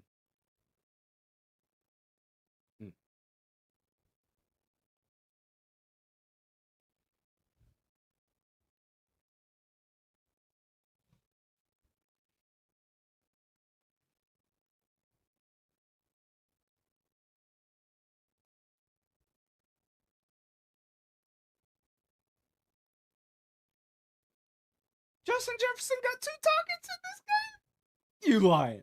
Stop lying. Really? Okay. 2nd and 13.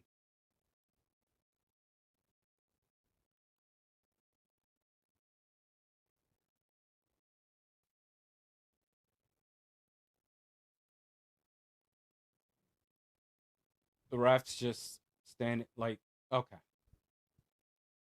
Oh, ref is out the way. 2nd and 13. Ball is at the 17-yard line. JJ McCarthy snaps the ball, throws it deep to Justin Jefferson past midfield, and gets just past the 35 into Falcons territory. 2 seconds left. They call a timeout and bring on the kicking unit.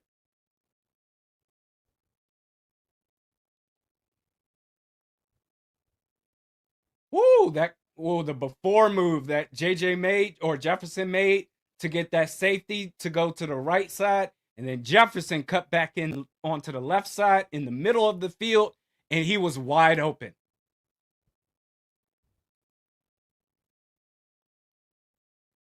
Will Reichert, 51-yard field goal attempt indoors.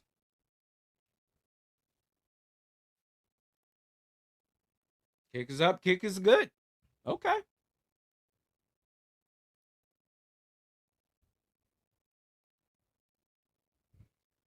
So going into halftime,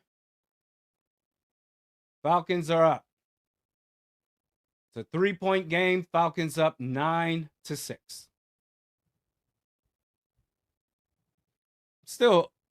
I'm still convinced that first kick that the Falcons made, I think there's a chance he actually missed it. But whatever.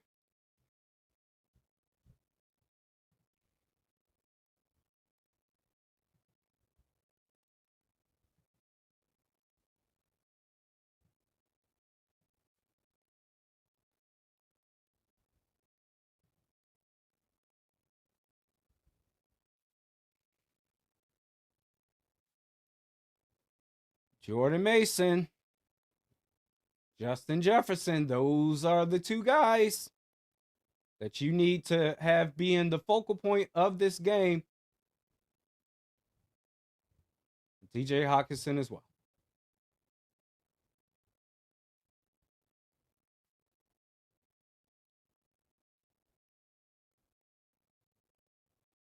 Charlie, down 3 right now is a gift.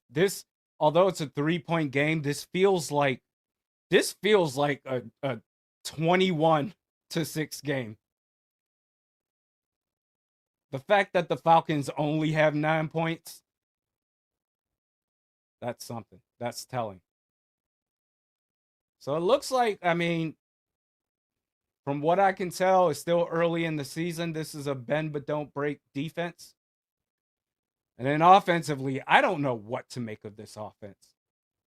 On one hand, you have your head coach who just loves the aged out Aaron Jones over the currently in his prime Jordan Mason. You got a quarterback that can't be precise with his passes. Like, the receivers have to do a lot of work to make these catches. But that final drive right there, and there's something about adrenaline. So a final drive where, you have to go all in or nothing at all. Like, JJ McCarthy was fine. That pass to Justin Jefferson was perfect.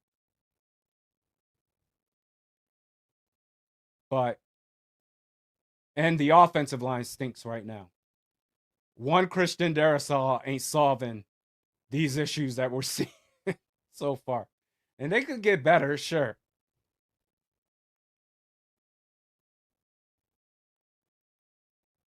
But offensively, this team is a mess so far.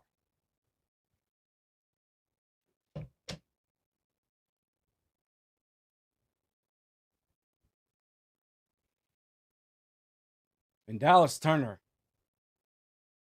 Eric Wilson, I mean, filling in for the injured Blake Cashman. Dallas Turner filling in for the injured AVG.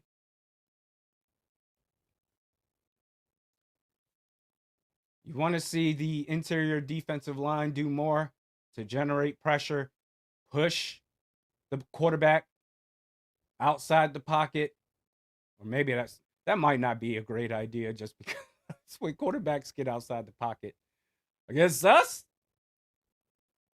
shoot, they be taking off.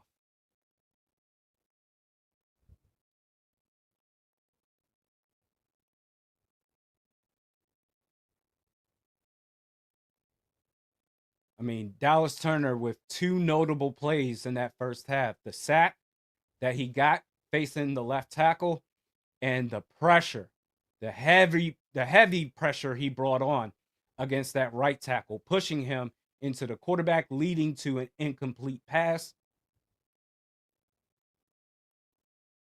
Skol Tide! Skol!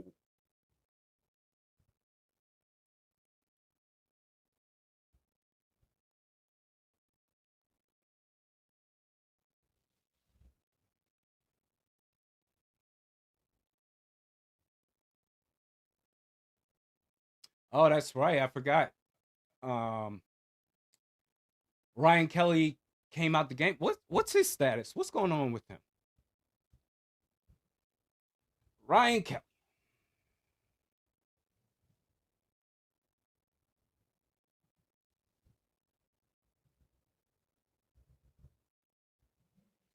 So I know Michael Juergens came in.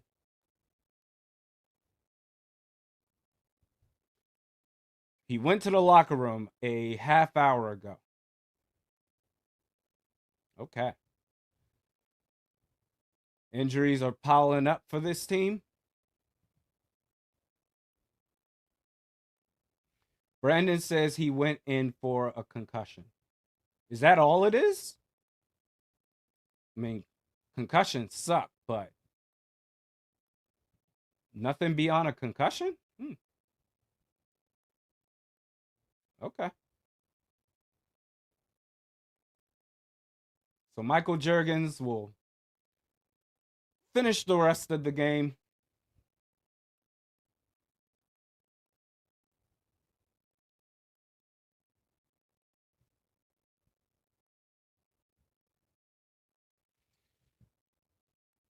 Nisa, you're right. This was an off season of bringing on multiple injury prone players. that for those players, you just have to say, all right, if they can stay healthy. But you got to say that about a lot of players. Both defensive tackles they brought in, the center and the right guard they brought in from Indianapolis. It's tough. In the trenches, 4 different players. We got the Grossi Posse raid. What up, folks? Tell Tom I said what's going on. He's a good dude. I'm going to need your Packers to fall off, though, because they're standing in our way. Good times. Tom Grossi raids. That man, stay looking out. Thank you, Tom, and thank you, Grossi Posse. We got Christine saying, go Commanders. Yo, the Packers, they laid a can of whoop ass on the Commanders. And for what it's worth, the show that I do with Rap and SK, where we make our sizzling 7 picks, I did pick the Packers over the Commanders. Man. Shout out to the Grossi Posse folks. Oh, they're saying surgery for Joe Burrow, or question mark, says Mike Florio.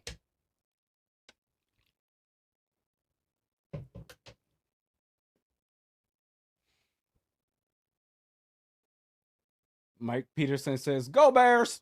Not. Yeah, that was tough. That was tough to watch.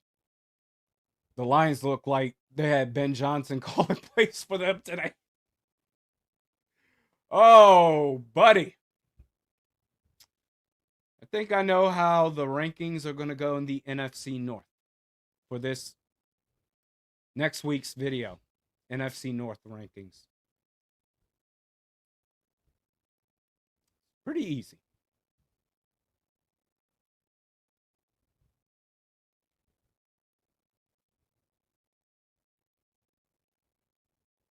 Hello from Iowa, Derek. It's crazy. We remembered we have the best. We remember we have the best wide receiver in the world right before the half. Yeah.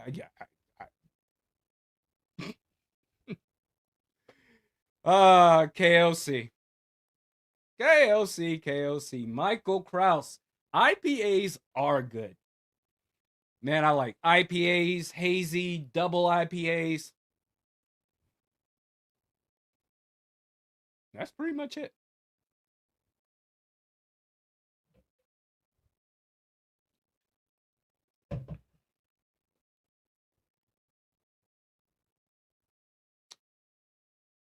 Yeah, Mr. Thomas, I know Ben Johnson got his butt kicked today, but it's more of a player issue. Actually, it's more of a quarterback issue. Because Ben Johnson on the Lions was flawless. You downgrade at quarterback, I mean, that's pretty much it. Because the Lions, their offensive line downgraded to where I would say it's the equivalent of Chicago's, but certainly downgraded at, not even. You probably have the equivalent of a wide receiver tandem that you did in Detroit. But this is a quarterback issue. Jared Goff versus Caleb Williams. A trade's futures. Do we have a quarterback issue too? I'm not going to go that far yet this early in the season. I mean, we were all excited. I mean, I'm still excited as far as his potential and what he could end up being. But it's going to take some time before he figures out or before he becomes who he actually is as a pro. Best case scenario.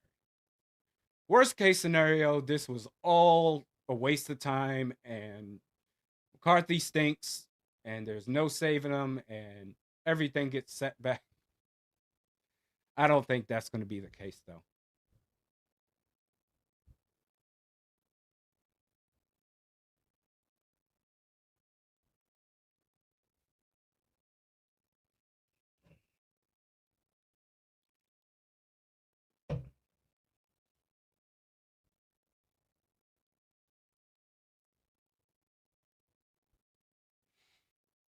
But defense, I mean, it's been sloppy. It hasn't been perfect. But the fact that it's just like last week against Chicago. Now, eventually you're going to start going up against better competition. You're going to have to step your game up and get some turnovers, force some turnovers, and get some stops. But it's just like last week where I think it was 10-6 at the half. So we're a point off for this week tonight, 9-6.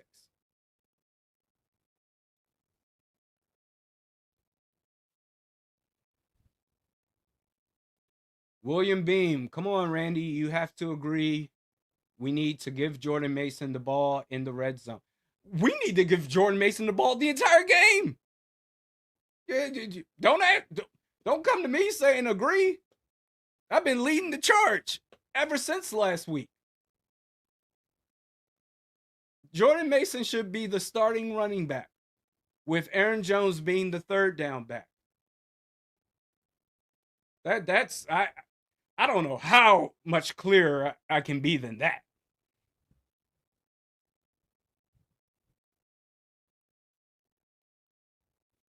I mean, it's crazy. Like right now, so far, he's getting the same treatment he did in San Francisco last year, where Christian McCaffrey comes back from injury, and Jordan Mason, after balling out as the RB1, because they had no choice but to have him as the RB1, but because of Kyle Shanahan's loyalty to Christian McCaffrey, who, by the way, was not great upon his return last year, Jordan Mason, the better player, like, you know what? Christian McCaffrey, that's our starter. Jordan Mason, get your ass in the back room. We don't need to see you anymore.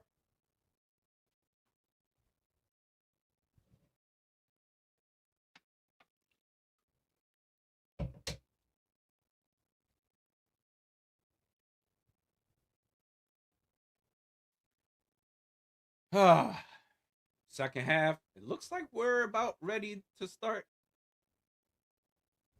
Royce Lewis, Kendall Coyne Schofield, three-time Olympic medalist in hockey. That's dope.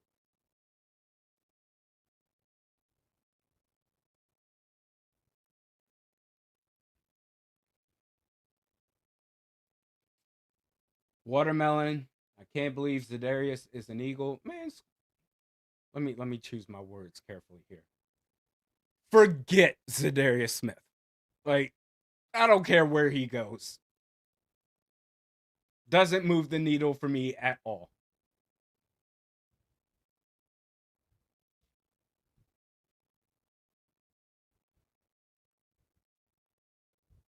Yeah, that offensive line, good lord. But JJ McCarthy is not doing himself any favors. End of the half. Nice drive. But you got 1st and 10 at the 22 for Minnesota. Pitch out left to Aaron Jones, of course. Actually, this time it works. Looks like that was a face mask that should have been called, but wasn't. He gets about 7-8 yards that play. It's going to be 2nd and short.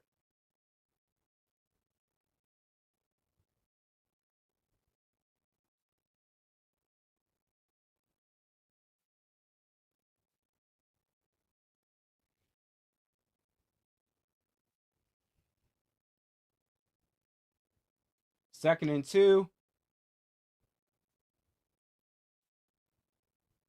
Yeah, I keep forgetting Adam Thielen is on this team. Like, start throwing down the field, brother.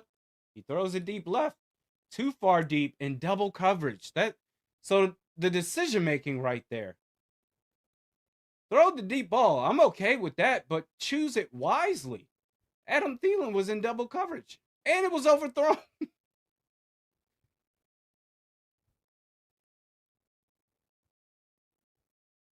3rd and 2, though. So you got a 3rd and short situation. What are you going to do, KOC? What are you going to call? You need your best running back on the roster out there on the field, and you don't. Okay. 3rd and 2, you're in shotgun. All right. Trips right, ball snaps. JJ throws it, and it's an interception. You threw it back-to-back passes in double coverage. What are you doing? And the Falcons, they're going to set up 1st and goal after that.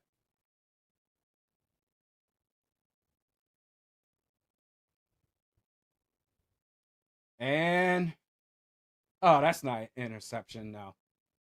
That ball hit the ground. That was not a catch. I love how players, defensive players, actually this applies to both defensive players and receivers. If you're a defensive player and the ball hits the ground, but you pick it up and act like you caught an interception, that's crazy. Also, receivers, when the ball hits the ground, they act like they caught it. And it's like, do you know, like, oh, what's his name? Cat Williams, where he's like, do you know I can see you? There's cameras everywhere. But the Vikings go 3-0.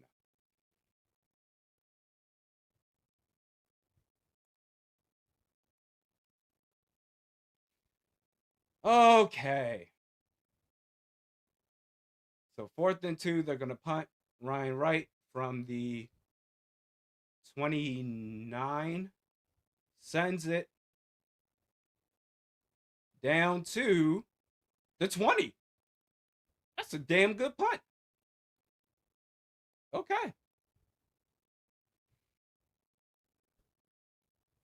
Oh, trust me when I say there's going to be a conversation about TJ Hawkinson at some point, because if I'm not mistaken, after this year, you can get out of that contract. Between being hurt most of last season or hurt for a chunk of last season, and then this year, and I get the quarterback isn't doing you any favors, but I mean, you got to catch that ball. Handoff, Bijan Robinson, and that play was, oh my God. He just should have been tackled after about 4 yards, but he dragged a Vikings defender another 3 or 4 yards. Ivan Pace Jr. Oh my God. Oh, he didn't drag him. He just bounced off of him. Doesn't make it any less painful. Ivan Pace, you're having a terrible game tonight. So it's going to be 2nd and 1. Yeah. After this season, you have an out with TJ Hawkinson. And handoff, BJ Robinson, 1st down.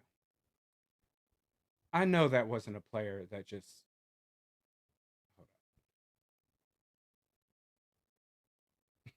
Hold on. Oh, boy.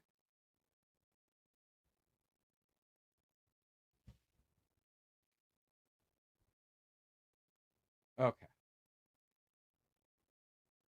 A 1st down. How many 1st downs do the Vikings have? I know the Falcons have like 100 at this point, but you know what? Let's find out. Yeah, I said this during the offseason. I think when the offseason first started, that, I mean, TJ Hawkinson, he's going to have to show something in 25, because if not, you talk about the cap and what it is next year. Unless he becomes his prime self again and starts making beast plays again, that cap situation next year, you're going to have to make some painful cuts, and TJ Hawkinson may be one of them.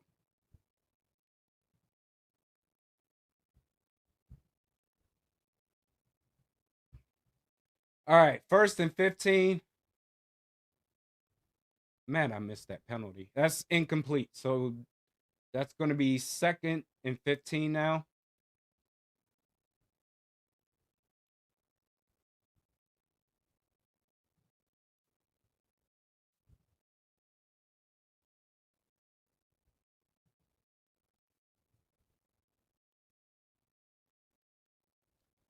Man, against the run, this team is not great. Man, you saw what DeAndre Swift did when Chicago used him. Oh my gosh, Dallas Turner got his ankles broken right there. Figuratively speaking, of course. This man, Bijan Robinson, did a fake cut to the right and then back to the left. And the defense just got fooled. Ivan Pace got fooled by thinking it was a pass when the ball got handed off to Robinson like a second before he decided to stay on the lane of going after the quarterback.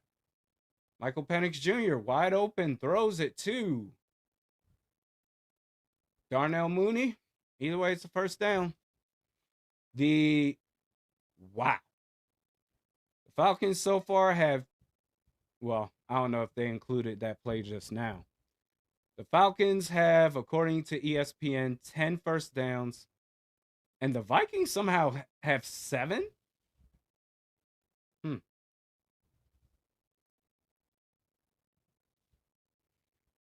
All right, where are we at? 1st and 10, approaching midfield. Algier, and someone made a play. Was that Jalen Redmond?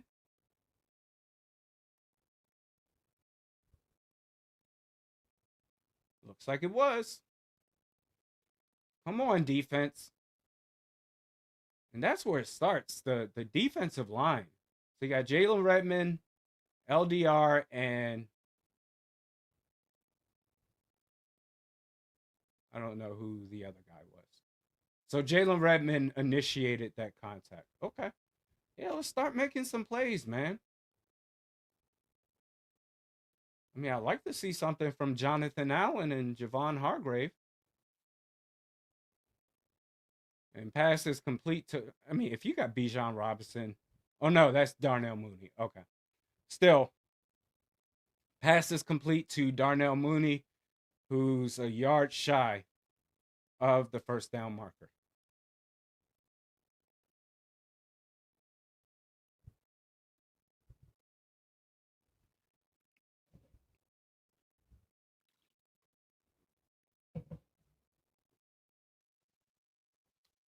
They're going to say 3rd and 2. Dallas, where you at?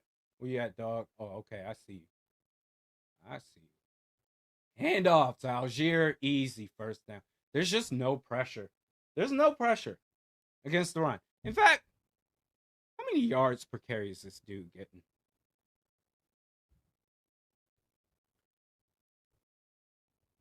Well, Algier is averaging 4.5 yards per carry. Bijan Robinson is averaging damn near 8 yards per carry. This is the revamped defensive line we've been raving about.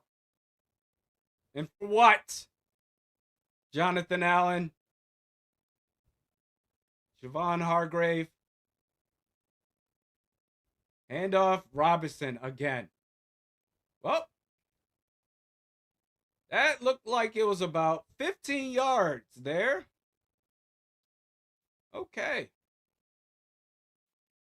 Man.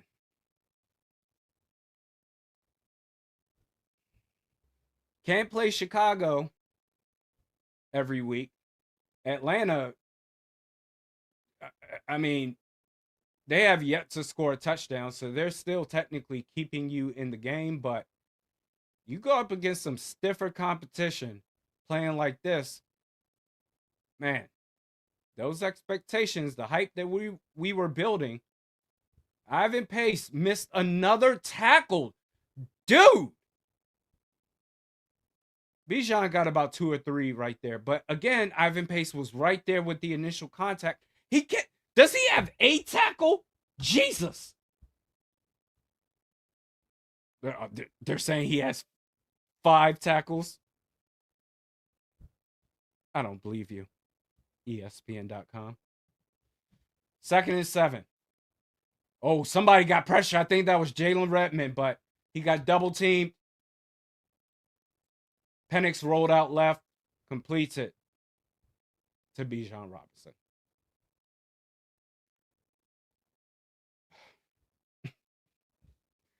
Ooh, those picks, what I say, under 70.5 rushing yards. I had too much faith. Too much.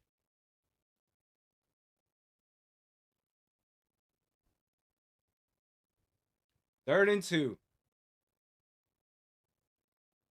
At the 12. Minnesota's 12, and they get a stop. Maybe because it wasn't Bijan Robinson, but they get a stop on 4th down. They might decide to go for it here. Can never count that out, but it looks like they're bringing on the kicking team.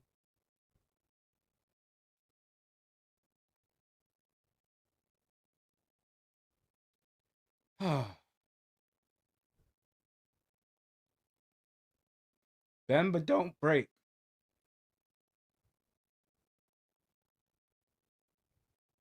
This may be the worst game of Ivan Pace's career. Like, real talk. Kick is up for Atlanta, and it's good. Still somehow a 1-possession game. Okay.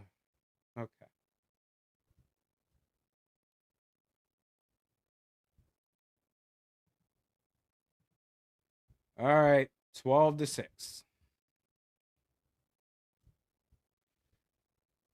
This is going to be the season of field goals.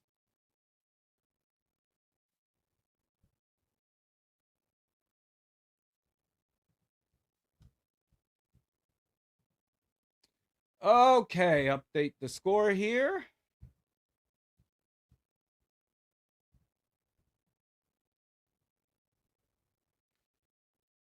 You know, regardless of the outcome of this game, it's just,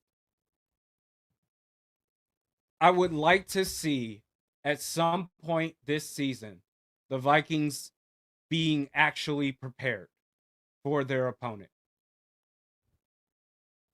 to start the game.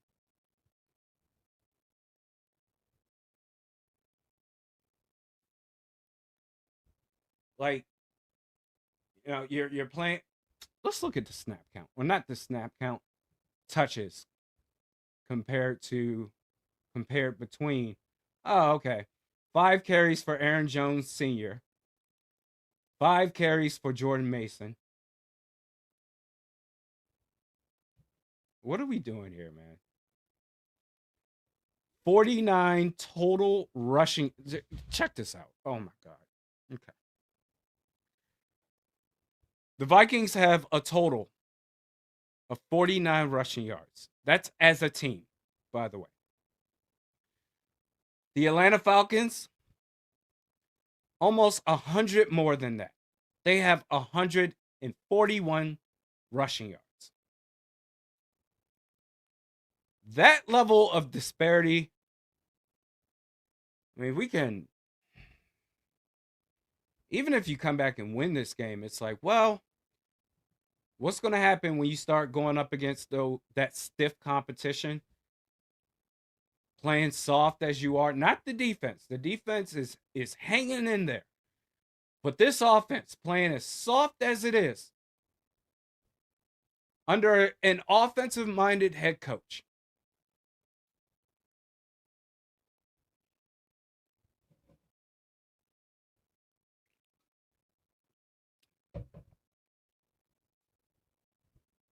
eventually, if you keep it up this way, if you don't make any changes with the play calling,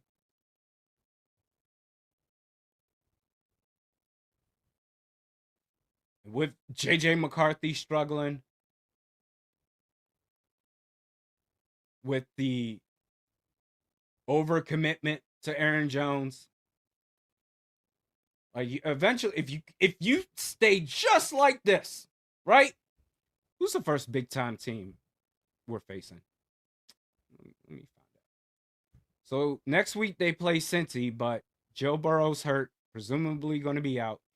They play the Steelers, and you know what? I'm not going to say that's a big time team because that would be a reach. Handoff to Jordan Mason, who gets about 3 yards on that play. Aaron Rodgers and the Steelers, they're not bad of a team. But then you got the Eagles as your sixth game. That is a game that is, man, that's set up to get your asses kicked. You can't be serious of a team playing like this all year. McCarthy snaps, he's got protection, and he dumps it off. Okay, fine. Jordan Mason gets a yard shy of the first down marker, and it's third down. For the love. KB calls it these pee-wee plays. I call it the putt-putt plays.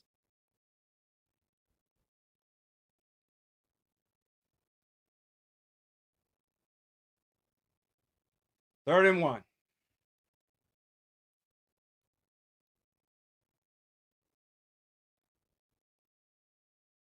Got Justin Jefferson, shiny shoes, shiny chain. And handoff to Jordan Mason, gets no gain. It's going to be fourth down. Whatever you do, I don't care. I don't care.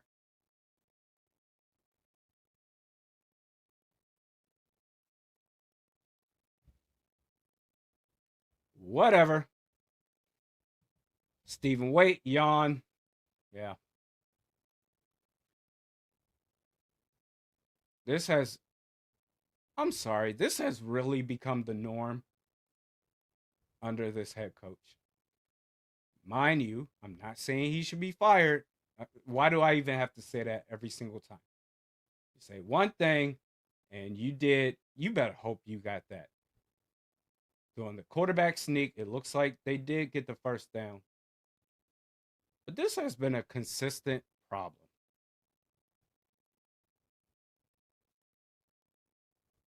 It's not even playing down to the competition. It's more so playing scared. And that you need some sort of angels in the outfield, Christopher Lloyd, if you will, to come down and say, you can do it. Here, let me guide you. And then they get their act together and play catch up. It's time to play complete games. Handoff, Jordan Mason, cuts left, easy, gets a first down and more. Gets close to the 40. There's a flag on the play. Guessing it's a holding penalty. And they're undisciplined. From delay of games. Who was that? Who was that? Walter Rouse. Oh, because school was bad. So they got Walter. Oh my God, this offensive line. Thought we had it solved.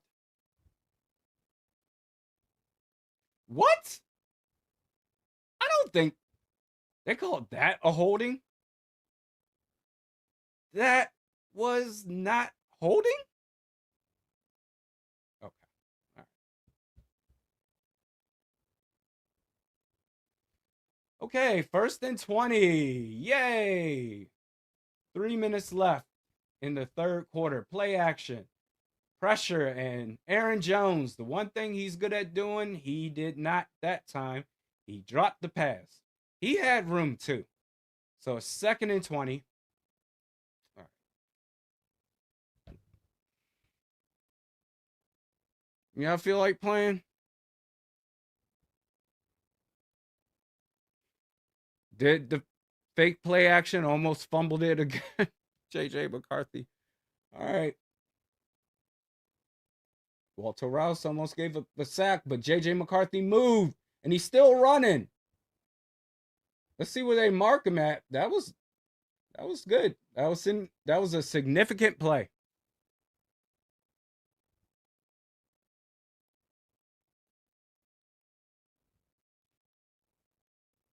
So yeah, you got Aaron Jones downfield, made a key block, a pancake, if you will, so McCarthy could get even more yards. Yeah, in the passing game, Aaron Jones he's pretty good. So wow, that was a 16-yard run. So it's 3rd and 4 now, and you get a false start. You get a false start. You're not a serious team. I'm sorry. I can't do this. I can't do this. I can't. I don't care that it was Brian O'Neill. That's ridiculous. And actually, Jurgens moved. He flinched. It may have been his flinch that caused Brian O'Neill to move backwards. So 3rd and 4 becomes 3rd and 9.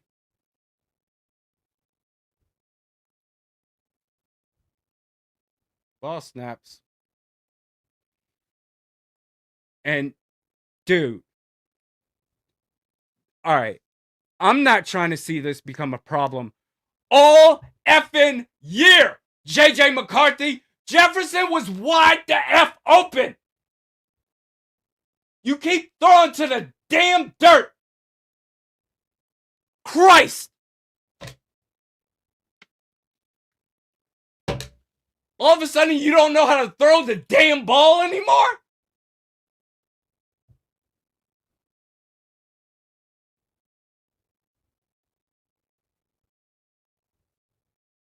How many on-target throws have you had tonight? 2? Maybe? Nah, DP, no, I'm not. Yes, the offensive line deserves some blame. This dude, even when he has a clean pocket, is throwing to the sidewalk. You might end up with a J.J. McCarthy pass in your mailbox tonight.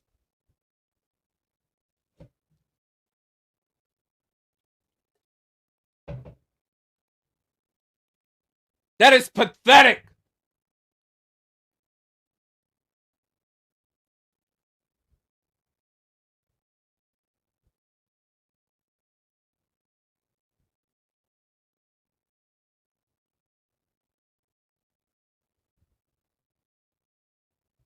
What have y'all been doing all damn off season?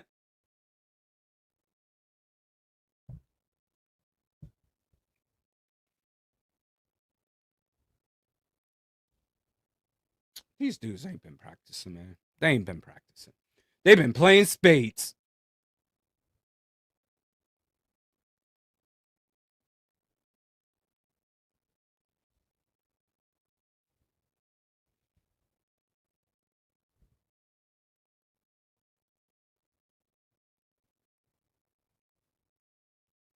Okay, OC, he's an offensive mastermind. Maybe at building up plays, but in terms of actually calling plays, situational plays, he is not.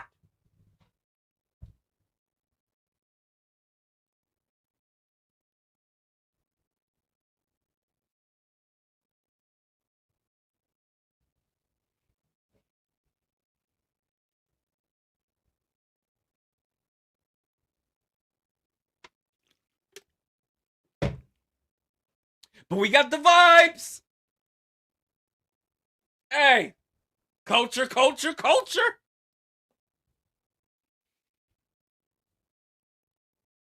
We sure do got them vibes, baby. Mm-hmm.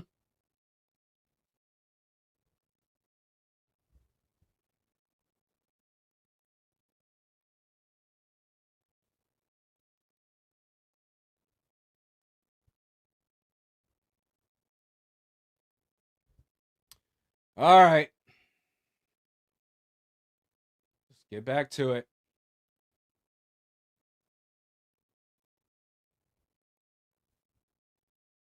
I am so sick of this crap. Where all we got are vibes and culture. Screw the culture. Play some damn football.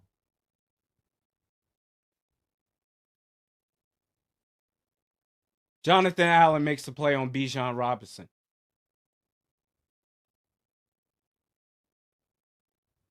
This rated G-ass team.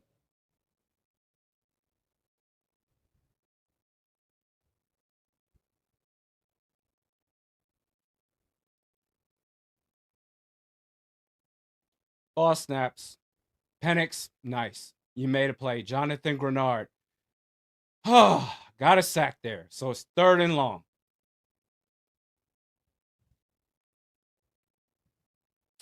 Dumb white guy, as long as KOC told JJ he is going to win this game, it's in the bag.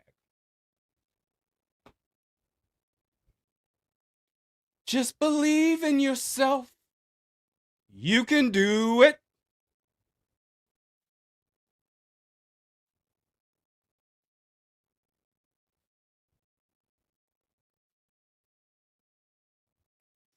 All right, 3rd and 14. Get it off with 1 second on the play clock. A nice play by Josh Metellus. Incomplete. Threw it short of the 1st down anyway, so it wouldn't have mattered to Kyle Pitts. Oh my God, every single year. Every year. In fantasy football, and I'm sure for Atlanta Falcons fans, this is the year, the breakout season for Kyle Pitts.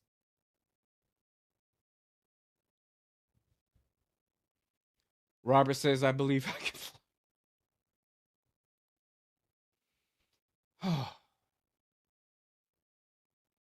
All right.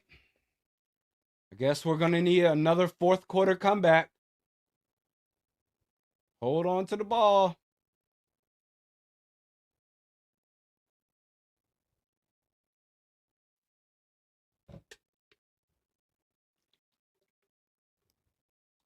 Oh, not only is Jonathan Grenard okay, this man doing the jump switch kick.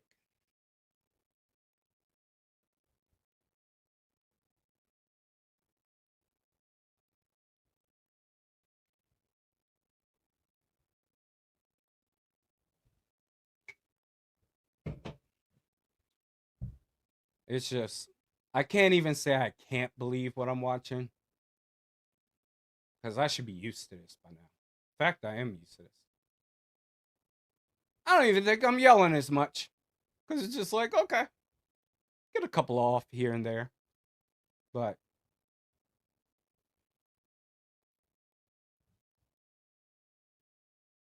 a trades futures, where's our tight ends? Well, the way it's looking, the way it's going right now, TJ Hawkinson is playing his way out of Minnesota. Justin Shipman, no Grenard celebration from you, Randy. No, I can't do the jump switch kick right now. I'm still in the middle of rehab. I just started running today, though. I was like, what? I can run now? Shoot. Hopefully, at some point before the season ends, I can do it.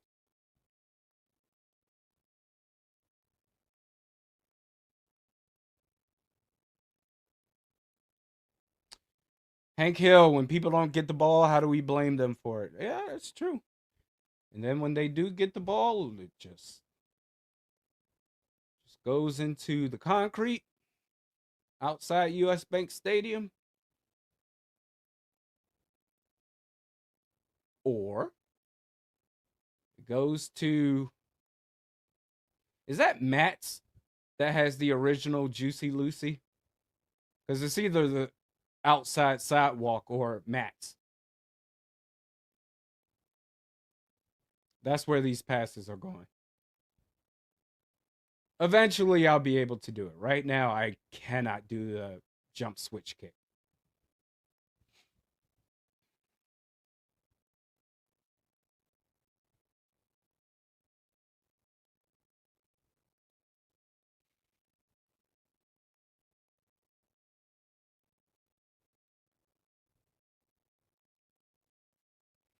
All right. Fourth quarter. Does JJ know how to throw now? Find out next time on Dragon Ball Z. Ball snaps. Pressure immediately. Sack fumble. Gives the ball up to the Falcons. Why even play? You clearly don't want to. Why even play? Why are you here? Why?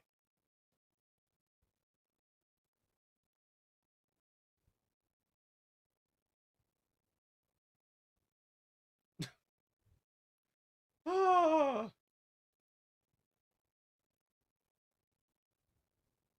Well, when the Vikings, when they go on a run, you stay your fake ass over there. That's true, fans. Man, this team ain't doing squat.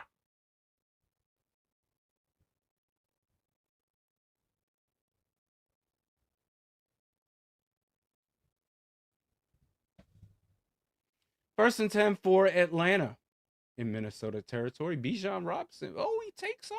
Almost could have broke away for a big one, but he got about 9 yards. 9.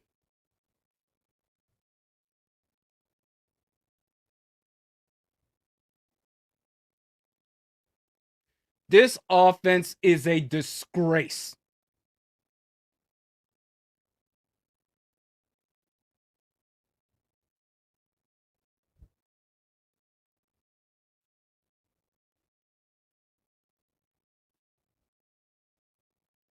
I mean, the only good thing we have on offense right now is Jordan Mason and Justin Jefferson. Bijan Robinson gets a first down. Like, have some pride. Again, can't tackle.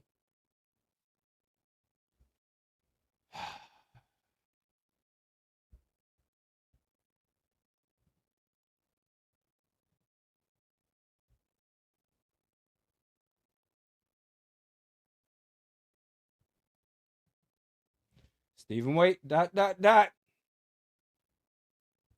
Ball snaps. Bijan cuts, goes left.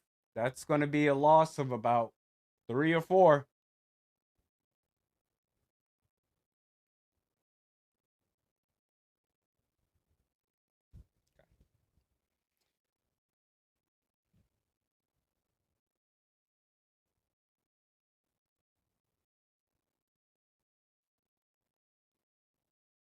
He made Jonathan Allen fall.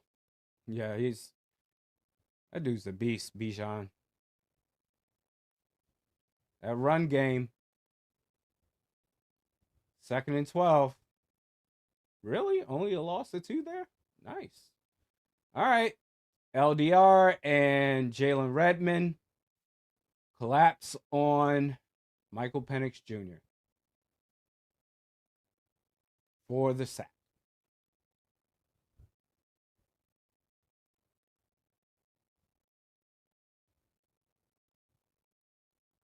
On top of the good pieces I already mentioned, Jordan Mason, Justin Jefferson, throw in Jalen Redmond. Yeah.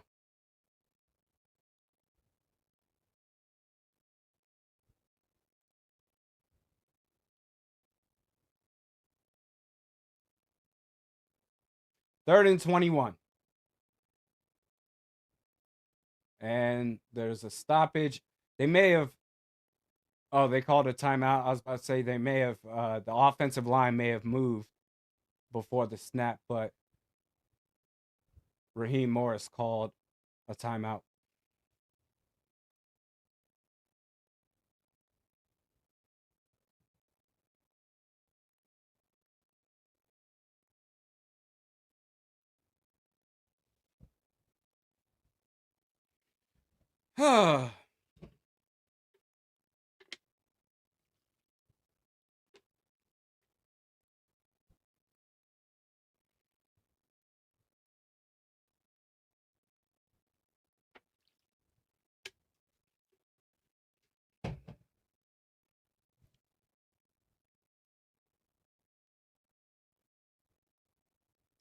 Third and 21. Okay. Penix throws it. I knew they would throw it to Kyle Pitts again. But either way, it's for a short gain. It's fourth down.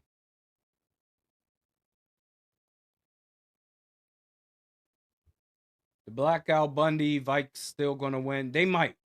Still one possession game. They might still win. But there's... If the goal is to just keep doing what we've been doing, as far as, all right, they can win some games, they can get into the playoffs, and that's about it. One playoff win max. And even under this regime, you have none at all. If that is the mindset, then they can keep doing what they're doing. But last time I checked, as the kick is up and kick is good for Atlanta, 54-yard field goal attempt. Last time I checked, this is a team that's trying to compete. Right now, as it stands, this is not a team that can, and they can come back and win this game, sure.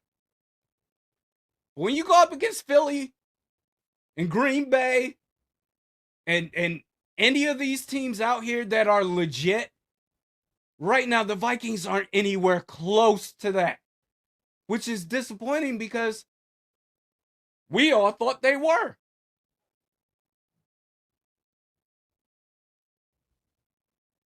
Offensive line stinks. What is it, a 9-point game now? Oh, that's great. All right. Offensive line stinks. The D-line barely makes plays. Secondary's ass. And the quarterback. This looks like a 5th or 6th round quarterback that we have as the leader with a captain patch on his jersey. And that's the truth, man. Like, that's the cold, hard truth. Anything can happen. It's a long season. I'm talking about in the moment right now. This team is soft.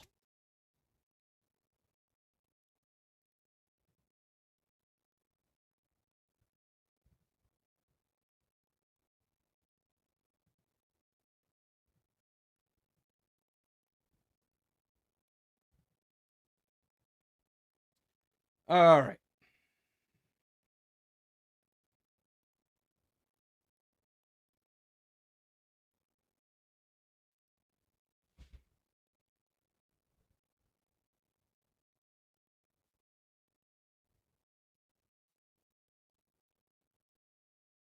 Did I blame the defense as a whole? If so, my bad. I meant the defensive line. Inconsistent. Especially from the interior. You thought you would see a lot more from Javon Hargrave. I haven't seen anything from Javon Hargrave tonight. No, they've been doing their thing. But all I know is what we've seen these 2 weeks. You put one of these dog-ass teams in front of this team?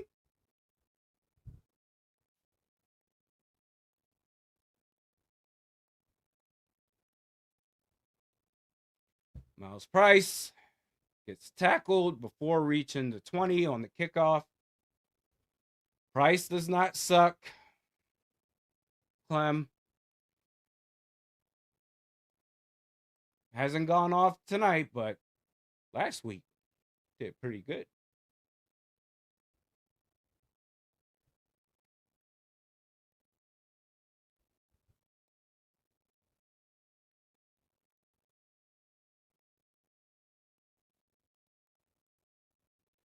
Okay, 1st and 10. 11-11 left to go in the game.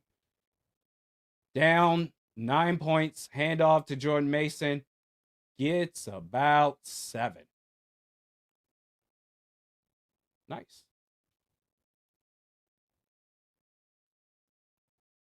Isaiah Nash, I'm telling you, if we get to the point where you have to bring out Carson Wentz, the season's over. Like, officially. 2nd and 3.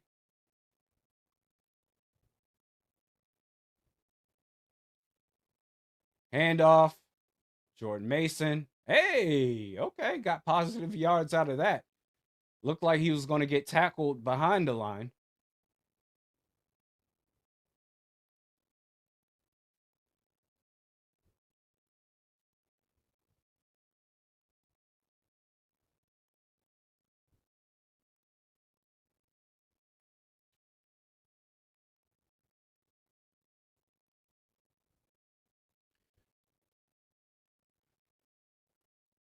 Third and one. Third and 1.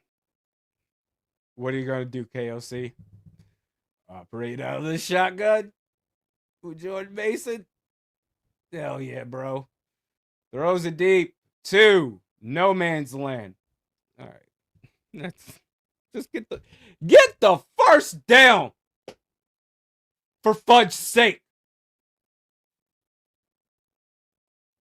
And he's throwing almost exclusively to Jalen Naylor, by the way. That's great. That's great.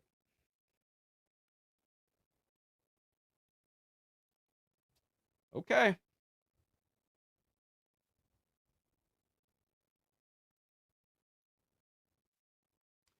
So they're going to punt now. Ryan Wright sends it. Barrett catches it at the 17-yard line.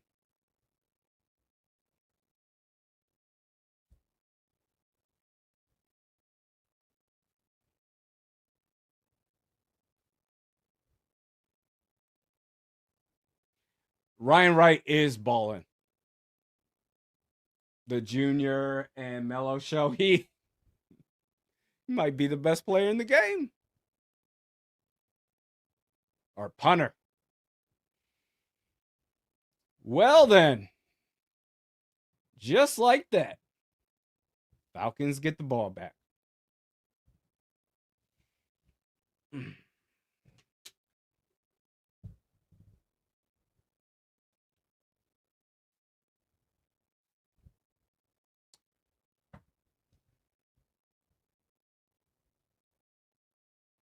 Gene, Randy, have the Vikings ever heard of a reverse? Let me tell you something right now, Gene. You do not want this team doing a reverse with that offensive line. Take it out the playbook. Although, you know what? KOC might even just call a reverse. He may call a reverse the very next drive. He's like, oh, they'll never see it coming.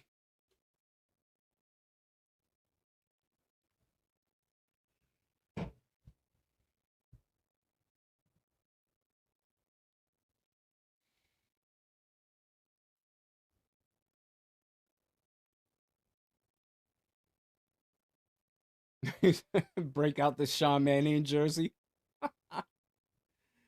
That's the equivalent of what we have right now.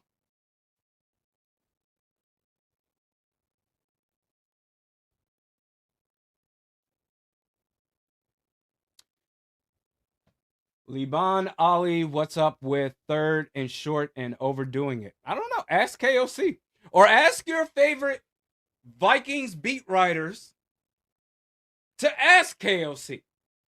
I would love to know what goes through his mind calling these bum ass plays.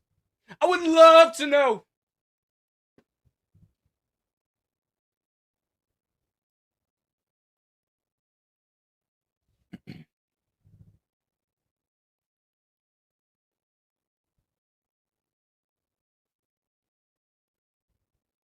Home opener. decent rosters in football, and you look like this. 1st and 10. Pistol. Handoff.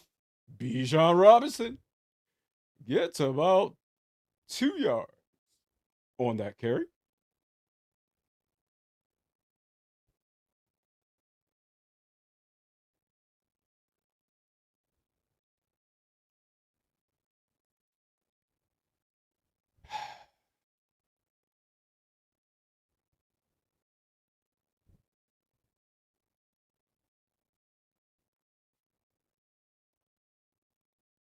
Achilles, bro, we need to let loose. We are playing with the handcuffs on. Tell KLC that. We all know what's going on. Hand off to Bijan. Gets about 3 yards away from the line to gain. But no one wants to say anything. No one. Yo, man.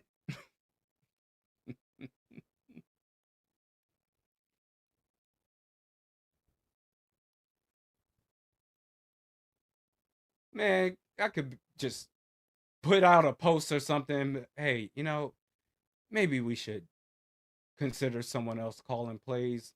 Oh my God, you are ridiculous. KOC is one of the great play callers in this league. When? As the Falcons completed to Drake London for a 1st down. When?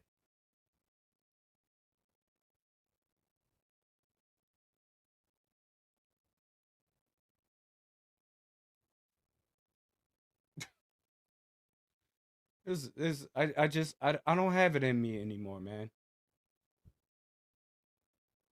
I don't. Still love this team. Grew up loving this team. But, I'm just tired of every single off season. There's a flag on the play after like a 1-yard gain. I'm just tired of every off season looking for ways to convince myself that this could be a good team. And you know what? Half the time they are a good team. But I have yet to see them get to that next level. As far as being one of those teams that can be for real. Last time I saw that was 2009, Brett Favre, and the refs cheated. Brett Favre got hit so many times after the ball was released. And they just sat there and allowed him to get beat the hell up. But as the pass is complete to Drake London again, no one wants to make a tackle. It's another 1st down. I don't know, man. It's to have it look like this. And I always say, and who is that number 2 that just pushed him? That was pathetic. Didn't even try to tackle. Just push you. Hopefully you fall down. And is that Algier? I think that's Algier that got the carry for about 4 yards. This team is rarely, if ever, serious. As it looks like Gabe Murphy is down. You know what? For fun, for S&Gs, put in Wentz. Which would be terrible. You know what? He'd be an upgrade over J.J. McCarthy right now. He would.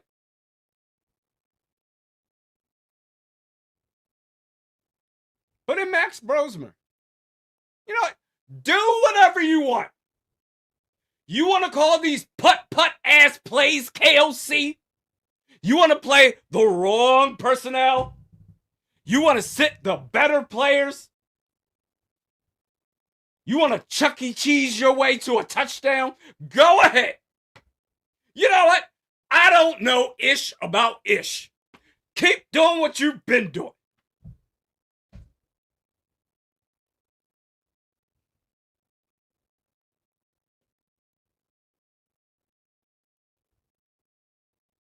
Go ahead. Huh?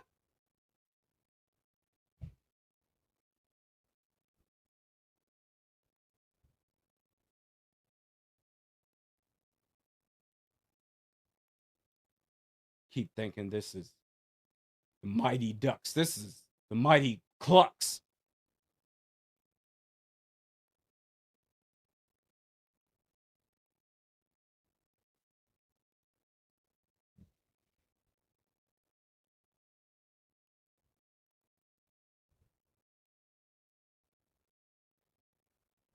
This is sad. I'm sick of the excuses.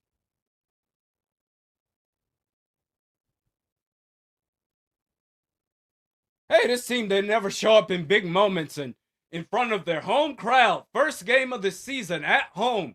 They don't show up. Getting beat off some damn field goals.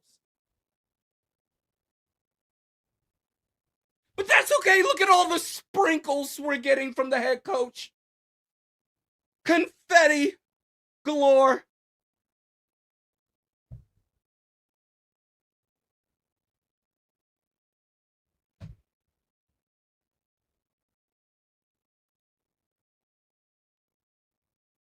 You got all these hard-working people that showed up to that damn stadium to see this piece of crap.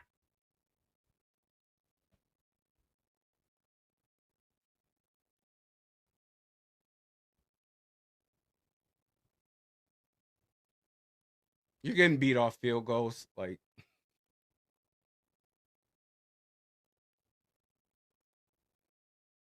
Algier runs for about 800 yards right there.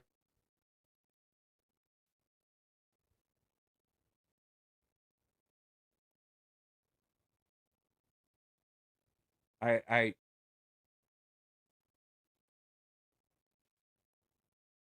still love this team, man. But if you're not going to be serious,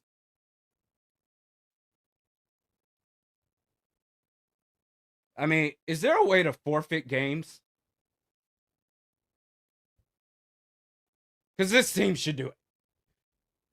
You're talking about 7 out of 8 quarters of looking like butt ass. Whatever, man.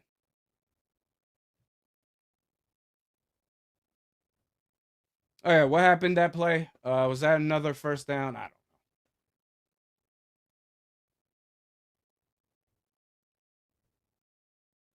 know. Tyler Algier. Can't stop the run, can we? Can we do anything? Ooh. We can kick field goals. Hey. Hey, hey, hey. I'm on vacation. Kick field goals, I tell you what.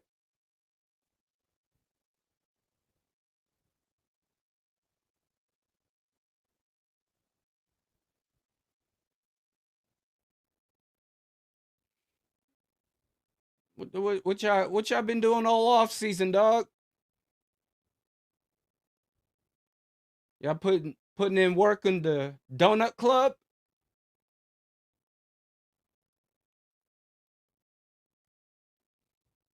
Y'all not serious, man. Y'all don't want to play. Y'all don't want to.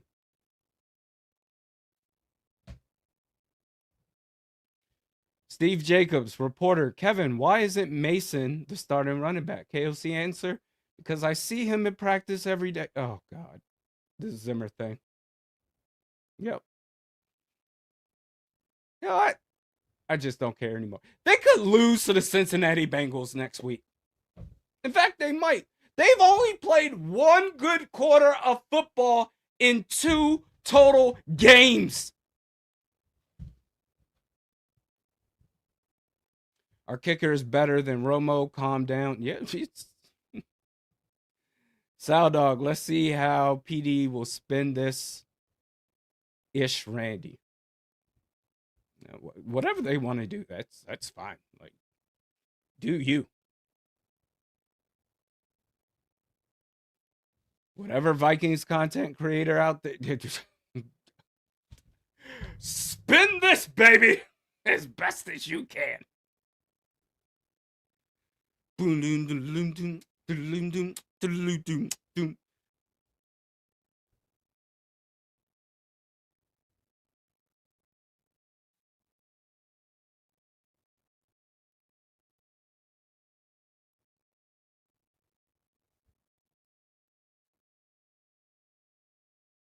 That's just, man,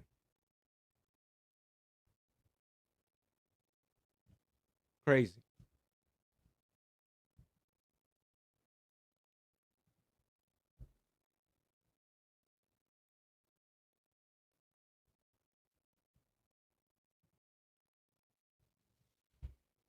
They don't want to play. That's it.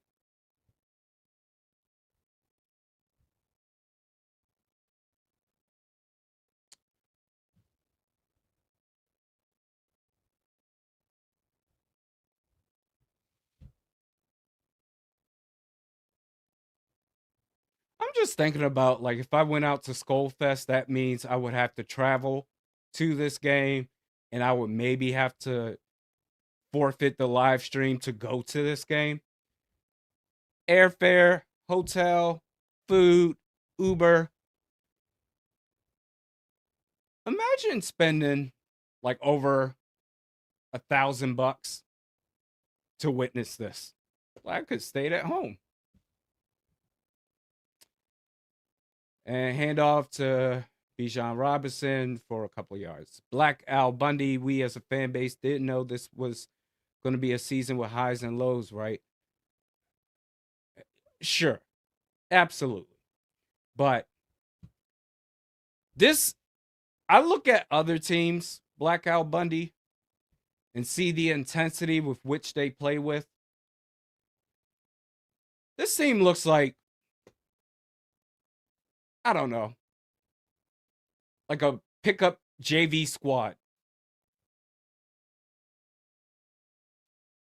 Like, they're not serious.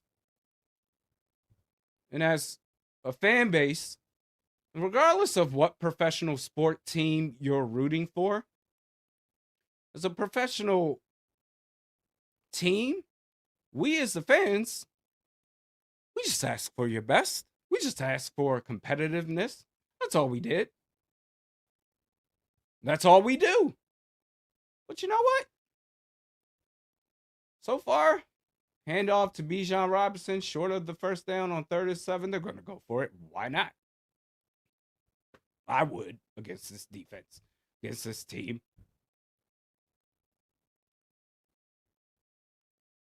They're just getting, I think, more than anything else, beyond the quarterback, beyond the offensive line, this team has no heart. They don't. And you know what? Maybe you can say they do. With the Disney vibes, because that's all we have had to sell. That's why the Vikings are good. Vibes, culture. They're not a serious team. Not right now. I'm not saying that they can't get better. They are not a serious team. They're soft. They're weak. They're undisciplined. And that's on the head coach. I mean, like but we're not allowed to say that. I'm just kidding. This is my channel. I can say whatever the hell I want. Those are the facts. And if we want to sit here and so, well, look what he's had to work with, and Look at all he's done. Yeah. End of last season, playing two damn good teams with everything on the line. Team didn't show up. Right now, your first home game against the Atlanta Falcons. Like, be for real. And you look like this.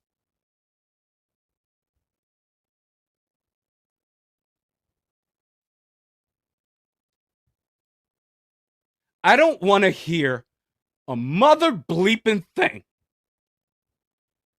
about how we're going to search within ourselves and we're going to have a good practice.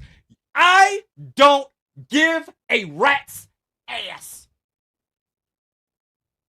You've done nothing but sell words for 4 years.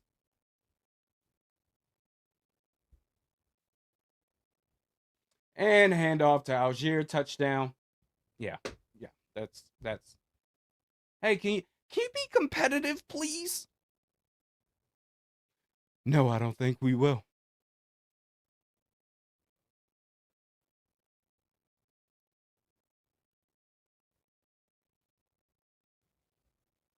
Crazy.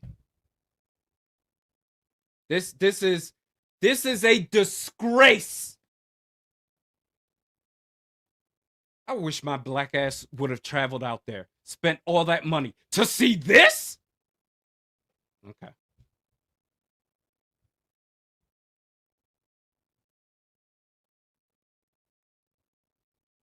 Okay. 22-6.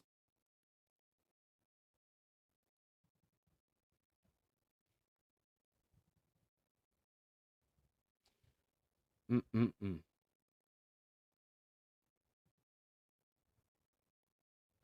All right.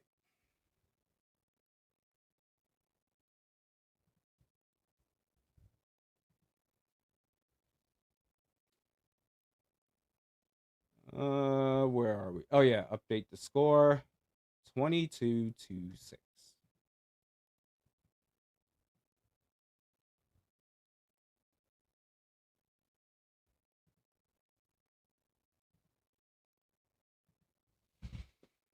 Okay.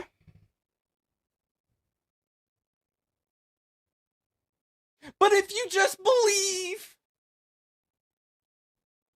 that you'll be touched by an angel, angels on the gridiron. O'Connell needs to take the training wheels off. No more cupcake offense. That's honestly what I feel is killing us the most, and the offensive line being bums or being buns, rather. You know what? He can do whatever he wants.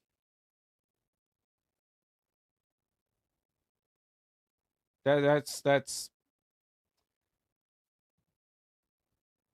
I can't keep doing this. I can't. This is like, I'm just gonna call it. Actually, I have been calling it like I see it. This whole offseason, I thought this was gonna be a damn good team.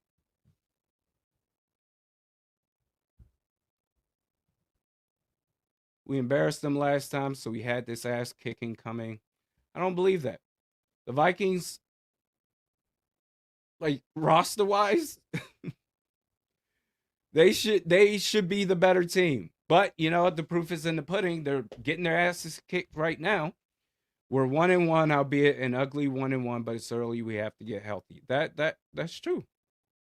I'm not saying that this team is finished. I just it's about time that they show something as a team.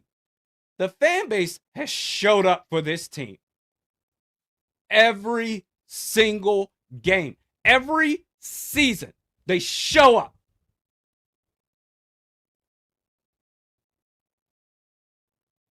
And this team just continues to look like some damn gummy bears with helmets on. Like, nah, man.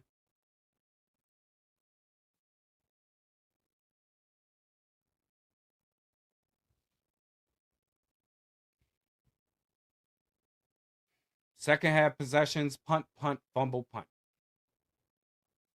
Okay.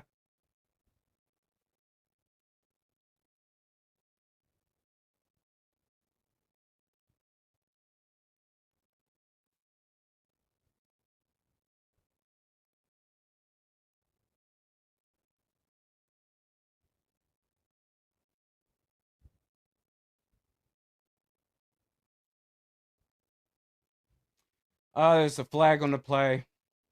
I don't even care about what. 3:22 left.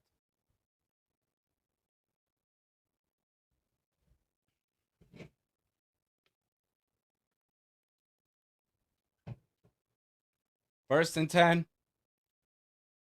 Ball snaps. JJ. Offensive line. This is I I don't know what to say.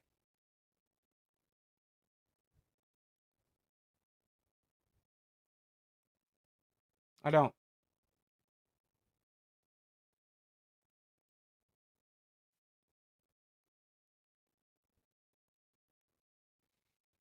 Mm.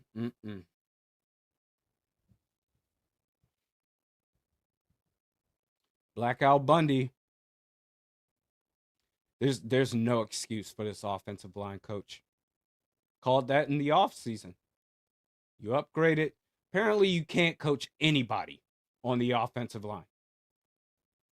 JJ McCarthy throws it to a wide open TJ Hawkinson who breaks the tackle, and it's about a 15-yard play. Is that the only catch Hawk made?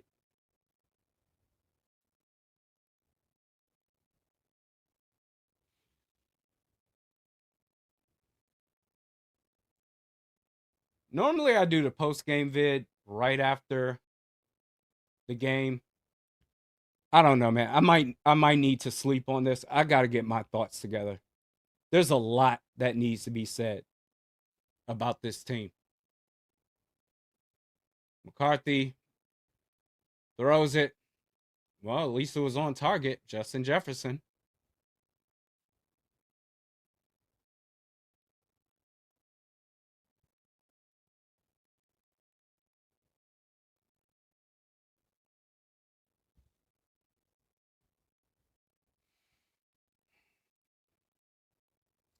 And McCarthy, ball snaps, throws it deep.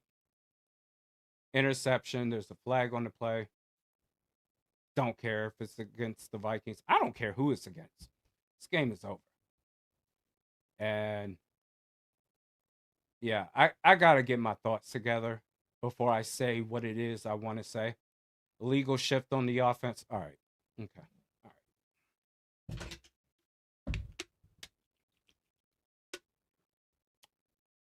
Okay.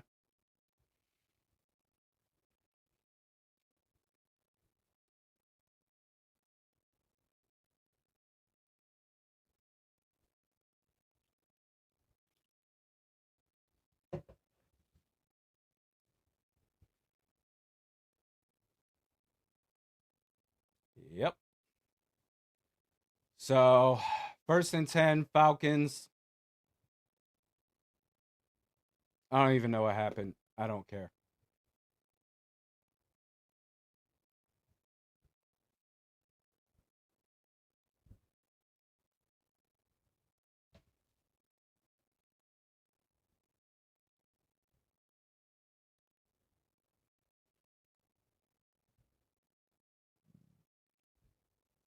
First and 10 at the 3-yard line, handoff to Algier. Makes his way to the 10. So that's a 7-yard gain.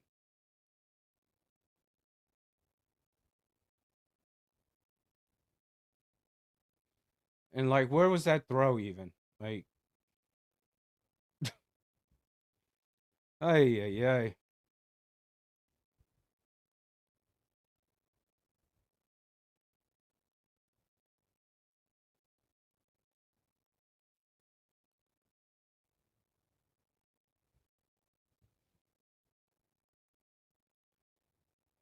Kevin, one bad game doesn't a season make. I get it. But, like, forget about these two games, or actually including these two games, this entire tenure so far. We've had culture, we've had vibes, we've had KOC believes in me. We've had that. And again, I hate that I have to preface this every single time. I don't think KOC should be fired. Like, and somehow people will still say, well, he wants him fired. And it's like, all right, whatever. It's the internet. Can't please everybody. It is the fact that this team, yes, 2 out of the first 3 years, they've won at least 13 games. And that's great. The thing is, okay, when are we going to see playoff wins? And now we're at the point where it's so far regressed to playoffs. Can this team be competitive? So far, we're not seeing it.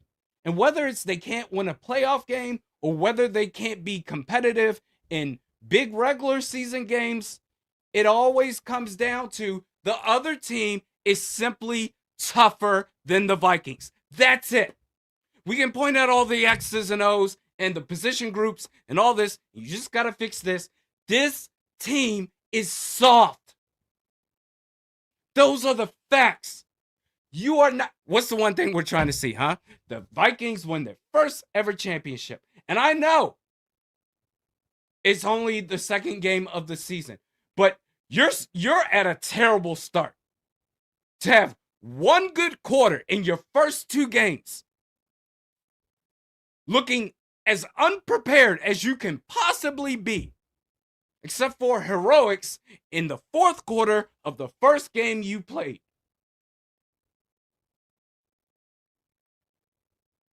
I'm so sick of hearing about this damn culture.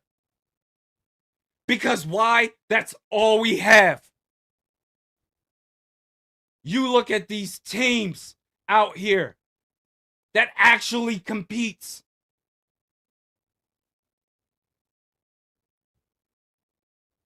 They compete. The Vikings are nowhere close. How many times are we going to do this? Every year. Well, it's early. They'll pick things up. And they never pick it up.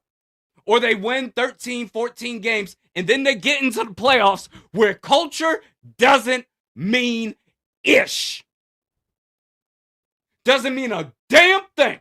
Can you play football or not? And this team cannot.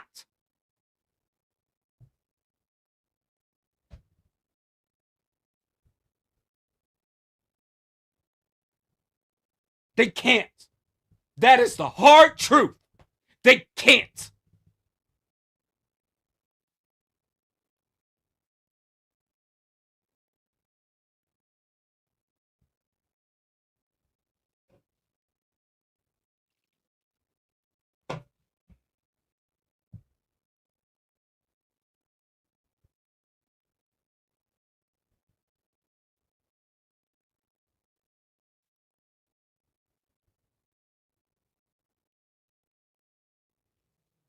Like, lose like a normal team. As long as you're competitive. And we can go back and say this went well, this didn't go well. Everything's gone to ish.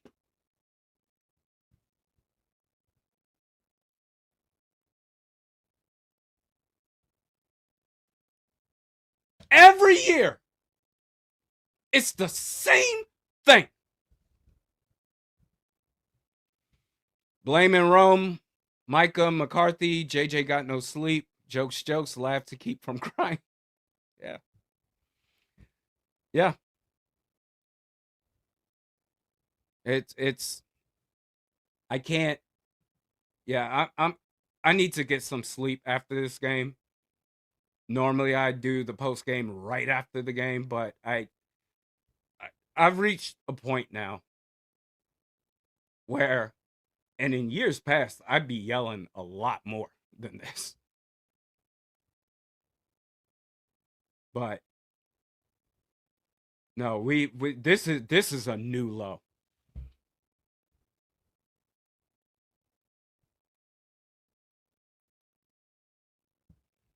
It is. Sal Dog, Randy, I love you and rap, but JJ ain't him. Right now, I can't debate that. 8 quarters played, and Miles Price fumbled the kickoff. So, 20 seconds left. Black Al Bundy, I'm done with the O-line coach. Oh, yeah, we talked about that. I talked about that this offseason. And it's like, until this team actually takes itself seriously, like, and actually look at all those fans. Look at all those people. I feel so bad for them. Those fans that showed up.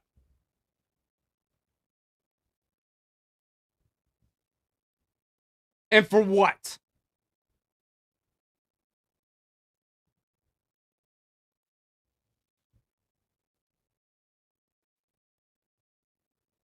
Daniel says we aren't beating Cincy. Who are we beating at this point? One good quarter in 2 games.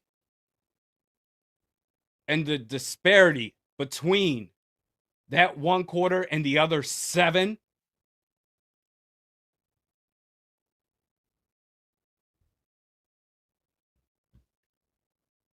You pull off a miracle, and then the other 7 quarters, you look like you don't know what the hell you're doing. Micah Cedars, not as excited to see next week's game in the stadium now. Why do I want to show up when I don't know if the team will? That's perfectly said. Why should you show up if the team is not? And this team has put in, or this team. Oh, no. Let me take that back. These fans have put in more effort with this team than the team has put in effort with itself.